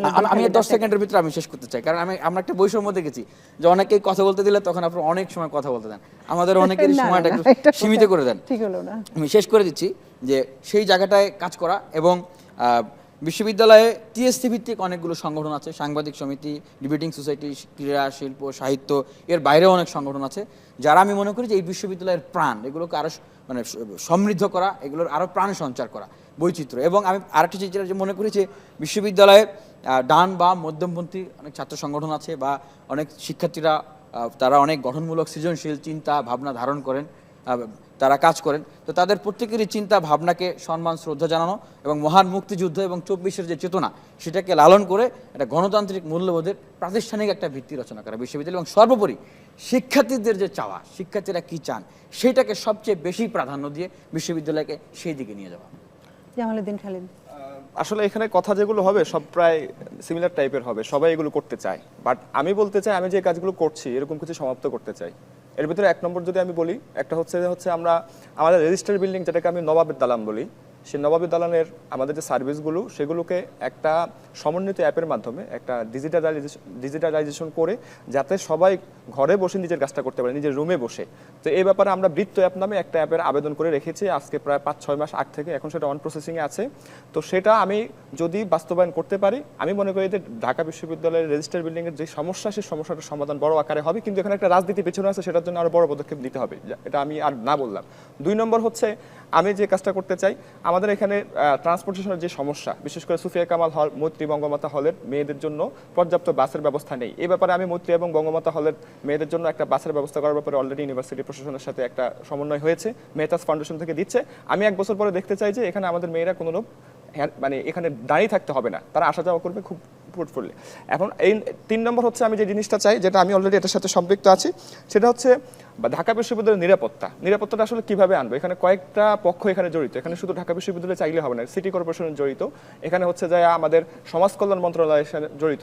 তো আমি যে কাজটা করতে চাই যে সমাজ কল্যাণ মন্ত্রণালয় এবং হচ্ছে সিটি কর্পোরেশনের সাথে সমন্বয় করে আমাদের এখানে যানবাহন এবং প্রবেশাধিকার নিয়ন্ত্রণ, সাথে সাথে যারা এখানে উদ্বাস্তু আছে, যারা ভবঘুরে আছে, তাদেরকে যেন পুনর্বাসন করা যায় সমাজ কল্যাণ মন্ত্রণালয়ের সাথে, সেই ইয়েটা আমি এটা করতে পারবো, এটা সম্ভব। আমাদের প্রশাসন কেন করছে না আমি জানি না, এটা আমাদের পক্ষে সম্ভব করতে পারবো। এর পরবর্তী যে জায়গাটা আমি চাচ্ছি, সেই জায়গাটা হলো একটু আমাকে সময় দিবেন। খাবারের যে জায়গাটা দেখেন, আমাদের একটা পুষ্টি বিজ্ঞান ইনস্টিটিউট আছে ঢাকা বিশ্ববিদ্যালয়, যারা হচ্ছে বিভিন্ন প্রতিষ্ঠানকে প্ল্যান চার্ট দেয়, আপনার খাবারের মেনু ঠিক করে দেয়, কি পরিমাণ পুষ্টি অনুযায়ী খাবার খাবে, বিকেএসপি সহ বিভিন্ন প্রতিষ্ঠান, অথচ তাদের কোনো পরিকল্পনা আমাদেরকে দেয় নাই। আমি যেটা চাই, আমাদের সবগুলো ক্যান্টিন পুষ্টি বিজ্ঞান ইনস্টিটিউটের প্ল্যান চার্ট অনুযায়ী একটা 3 স্টার মানের ক্যান্টিনে পরিণত হবে, যেখানে সবাই একই মানের খাবার পাবে। দাম বাড়লে সেই দামটা বাড়ুক, সেটা দিবে হচ্ছে ইউনিভার্সিটি প্রশাসন ভর্তুকি হিসাবে। এটার বাহিরে সবার, এটা আগেও আমি আলোচনা করেছি, ঢাকা ইউনিভার্সিটির স্বায়ত্তশাসনকে ফিরিয়ে আনার জন্য যে কাজগুলো করা দরকার, সেগুলো যদি আমি করতে পারি, এটা আমার 1 বছরে সম্ভব। আমি 1 বছরের ভিতরে এই কাজটা করব। 73 অধ্যাদেশ সেটা সংশোধন করে ঢাকা বিশ্ববিদ্যালয় কেন্দ্রীয় ছাত্র সংসদ নির্বাচন যেন নিয়মতান্ত্রিকভাবে বাধ্যতামূলকভাবে করতে হয় ঢাকা প্রশাসনকে, সেই ব্যবস্থা আমি করে যাব, যাতে আমরা যেই প্রতিশ্রুতিগুলি দিচ্ছি 1 বছরে যদি আমরা সেটা প্রতিশ্রুতিতে পরিপূর্ণ করতে না পারি, আমাদের পরবর্তীতে এসে সেটা করতে পারি। ওকে, ইয়াসিন আরাফাত সংক্ষেপে। আমরা প্রথমে যেটা চাচ্ছি সেটা হচ্ছে আজকে মানে জুলাই অভ্যুত্থান যেভাবে হয়েছে, আমরা ঐক্যবদ্ধভাবে, আমি এটা ধারণ করি, আশা করি আমাদেরকে সবাই, আমি যদি নির্বাচিত হই বা আমাদের প্যানেল, আমরা এই ঐক্যবদ্ধতা বজায় রাখবো। যদি আমরা ঐক্যবদ্ধ থাকি, যে কোনো সংকট, যে কোনো বাধা আমরা অতিক্রম করতে পারবো। বিশ্ববিদ্যালয়কে আমরা 5 বছরের প্ল্যান নিলে আমরা বিশ্ববিদ্যালয়কে বিশ্ববিদ্যালয় পর্যায়ে সাজাতে পারবো। তো আমার 1 বছর পরে আমি এমন একটা পরিস্থিতি রেখে যাব যাতে ক্যাম্পাসে গণতান্ত্রিক, সহানুভূতির, ভ্রাতৃত্বপূর্ণ একটা পরিবেশ থাকে। আর কেউ যদি আবার স্বৈরাচার, আবার সে আধিপত্যবাদ ফিরিয়ে আনতে চায়, আমরা তাদেরকে দমন করবো। এটা হলো আমার প্রথম কথা। আমাদের জীবন থাকতে আমরা কখনো এটা বাস্তবায়ন হতে দিব না। 2 নম্বর হচ্ছে যে শিক্ষার্থীদের যতগুলো অধিকার আছে, আমরা আমাদের প্রশাসন থেকে সবগুলো বুঝে নিব। যেমন আমাদের যে বাজেট হয়েছে প্রায় 2000 কোটি টাকার উপরে, আমরা প্রত্যেকটা টাকা পয়সা বুঝে নিব। এখানে একটা কথা সাদিক ক্যাম্পে একটা কথা বলছে, ওনারা শিক্ষার্থী অনেক পাশে ছিলেন। আসলে মূলত ছাত্র রাজনীতি একটা বড় উদ্দেশ্য হচ্ছে ছাত্র অধিকার বুঝিয়ে নেওয়া। যেমন আপনারা হলে ফানি ফিল্ডটা দিয়েছেন, এটা আপনাদের কাজ না, আপনাদের কাজ হলো হল থেকে আদায় করে নেওয়া, পড়াশোনা থেকে আদায় করে নেওয়া। কিন্তু আপনি বলছেন হলে তাদের কাছে টাকা ছিল, আপনারা দিয়েছেন, এটা ছাত্র রাজনীতি না। তো আমরা এটা করবো, আমরা আমাদের অধিকার টিচারদের থেকে, পড়াশোনা থেকে আমরা অবশ্যই প্রশাসন থেকে আদায় করে নেবেন। আচ্ছা, আব্দুল কাদের। দেখেন, একজন বিপি পদপ্রার্থী বা যে বিপির কাজ কিন্তু আপনার আহামরি সেই সুযোগটা নেই। প্রথম যে কাজটা সেটা হচ্ছে শিক্ষার্থী এবং শিক্ষকদের মধ্যে, প্রশাসনের মধ্যে একটা ব্রিজ, সেতু বন্ধন তৈরি করা, প্রথম যে কাজটা। সেই জায়গায় আমরা দেখেছি শিক্ষকদেরকে একটু মানে আপার ক্লাস, শিক্ষার্থীদেরকে লোয়ার ক্লাস ভাবা হয়। এই ক্যাম্পাস শিক্ষার্থীর জন্য হলেও কিন্তু সবচেয়ে বেশি উপেক্ষিত, নিপীড়িত, নির্যাতিত, নিগৃহীত হচ্ছে শিক্ষার্থীরাই। কিন্তু আমি সেই মর্যাদার জায়গাটা আপহোল্ড করতে চাই সেই জায়গায়। আপনি দেখেন, আরেকটা সবচেয়ে গুরুত্বপূর্ণ যে কাজটা বিপি প্রার্থী হিসেবে কিংবা বিপি হিসেবে তার যে কাজটা, সেটা হচ্ছে ক্যাম্পাসে একটা পলিটিক্যাল সেটেলমেন্ট হাজির করে। এখানে ক্যাম্পাসে ছাত্র রাজনীতি, শিক্ষক রাজনীতি কেমন হবে সেটা বিষয়ে সুরাহা করা। আমরা যদি এই রাজনীতি আলাপটা সুরাহা না করতে পারি, তাহলে আমরা বাদবাকি যে কাজগুলো সেগুলো আমরা হচ্ছে গিয়ে পরবর্তী করতে পারবো না। সেই জায়গায় আমরা বলতে, দেখেন, গণ অভ্যুত্থান পরবর্তীতে আমরা বারবার করে বলে আসতেছি এখানকার ছাত্র রাজনীতির ধরনটা কেমন হবে, শিক্ষক রাজনীতির ধরনটা কেমন হবে, সেই বিষয়ে সুনির্দিষ্ট একটা রোডম্যাপ, একটা সুনির্দিষ্ট একটা কাঠামো এখানে হাজির করা দরকার। একজন বিপি এই কাজটাই করে যাবেন। আমাদের মনে হয় এই আলাপটা যদি আমরা একটা ফুলফিল করতে পারি, এই আলাপটা যদি একটা সেটেলমেন্টটা আনতে পারি, তাহলে সমাধান সম্ভব। আপনি দেখেন ঢাকা বিশ্ববিদ্যালয়ের শিক্ষার্থীরা যদি আমরা বলেছি যে 73 যে অধ্যাদেশ সেটা সংস্কার করার মধ্য দিয়ে আমাদের যে সংকটগুলো আছে সেই সংকট আমরা উত্তরতে পারি। কিন্তু আপনি দেখেন একজন শিক্ষার্থী তার যে আবাসন যে সংকটটার কারণে কিন্তু তাকে দাসত্ব জীবন গ্রহণ করতে হয়, বাধ্য হয়, অনেক বাধ্য হয়। সেটা আমরা বলছি 1:1 সিট। একজন শিক্ষার্থী যেদিন ভর্তি হবেন ওই দিনে তার জন্য একটা সিট অ্যালটমেন্ট দেওয়া হবে, বরাদ্দ দেওয়া হবে। আপনি খাবারের কথা বলেন, শিক্ষার্থীরা ধরে এনে সে শুধু বেঁচে থাকার জন্য খাবে, কিন্তু বিপরীতে আমরা কি দেখি, আমাদের হলে কিন্তু ক্যান্টিন আছে, ডাইনিং আছে, মেস আছে। এখন দেখেন বিগত আমরা ছাত্রলীগ কিংবা ছাত্র দল দলীয় সরকারের আমলে আপনার ডাইনিংগুলোতে আপনার চাঁদাবাজি হতো, যার কারণে আপনার খাবারের মান বাড়তি। কিন্তু এখন তো আপনার খাবারের মান কেন বাড়তি? কারণ কি জানেন, এটা হচ্ছে কি সুনির্দিষ্ট কোনো নিয়ম নীতির মধ্য দিয়ে সেটা পরিচালিত হয় না। আমরা দেখেছি হলগুলোতে হচ্ছে আপনার মেসগুলা শিক্ষার্থীদের দ্বারা পরিচালিত, 50 টাকায় ভালো মানের খাবার পাওয়া যায়, কিন্তু সেম একই টাকায় ডাইনিংয়ে 70 টাকা দিয়ে ওই মানের খাবার পাওয়া যায় না। আমরা বলেছি আমরা নির্বাচিত সেই সুনির্দিষ্ট পদ্ধতি আমি সেখানে হাজির করব। ছাত্র শিক্ষকদের মধ্য দিয়ে একটা মনিটরিং সেল গঠিত হবে, 18টা হলে সে সেল তদারকির মধ্য দিয়ে সুনির্দিষ্ট আপনার একটা একদম মার্জিত পরিমাণে একটা পুষ্টিগুণগত মান উন্নত একটা খাবার সেটা প্রোভাইড করবে। আপনি দেখেন ঢাকা বিশ্ববিদ্যালয়ের শিক্ষা সবচেয়ে বেশি হচ্ছে আমার আসলে সময় হাতে খুবই কম, আমি আমরা সেই সাদিকের কাছে যেতে চাই, আমরা মানে যেন কোনোভাবে যেন হয়রানির শিকার না হয় সেটা আমরা এনশিওর করব।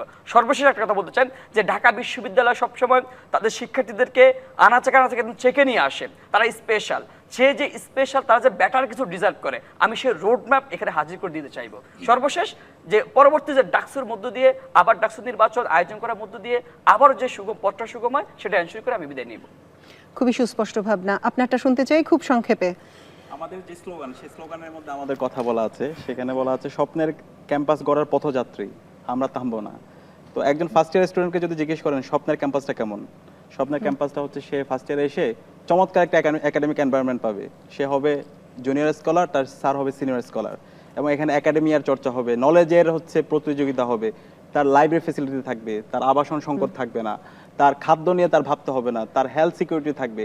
একজন নারী, একজন ছাত্রী, তার আবাসন সংকট নিয়ে তার ভাবতে হবে না। এবং অনাবাসিক যে একজন শিক্ষার্থী বাস্তবায়ন করতে পারবেন আপনি, প্রত্যেকটা জিনিস আমাদের বাস্তবায়ন কিভাবে করতে হয় সেটা আমরা এক বছরে দেখিয়েছি, আমাদের জায়গা থেকে প্রস্তাবনা দিয়েছি, প্রশাসন যখন ফেল করছে সে জায়গা থেকে আমরা করিয়ে দেখিয়েছি। কারণ বর্তমান যদি বিশ্ব ওয়ার্ল্ড অর্ডার দেখি, এখানে একটা কোঅপারেশনের মাধ্যমে হইতে হবে, আপনার ছাত্র সংগঠন এবং হচ্ছে আমাদের অ্যাডমিনিস্ট্রেশন, দুইটার মধ্যে কোঅপারেশনের মাধ্যমে প্রত্যেকটা কাজে বাস্তবায়ন হইতে হবে। সেই বাস্তবায়নটা আমাদের এক বছর জুড়ে আমরা যতগুলো কাজ করেছি, যতগুলো কাজ বাস্তবায়ন করে দেখিয়েছি, তা আমরা বিশ্বাস করি শিক্ষার্থীরা আমাদের যে নেতৃত্ব, আমাদের যে যোগ্যতা, আমাদের যে ইন্টিগ্রিটি, এর উপর আস্থা রাখবে এবং তাদের ম্যান্ডেট পেয়ে যখন আমরা জয়ী হয়ে আসবো, শিক্ষার্থীদের এই যে একটা স্বপ্নের যে ক্যাম্পাসের তারা যে স্বপ্ন দেখে, তাদের যে ভাবনা, এই প্রত্যেকটা ভাবনা আমরা বাস্তবায়ন করব।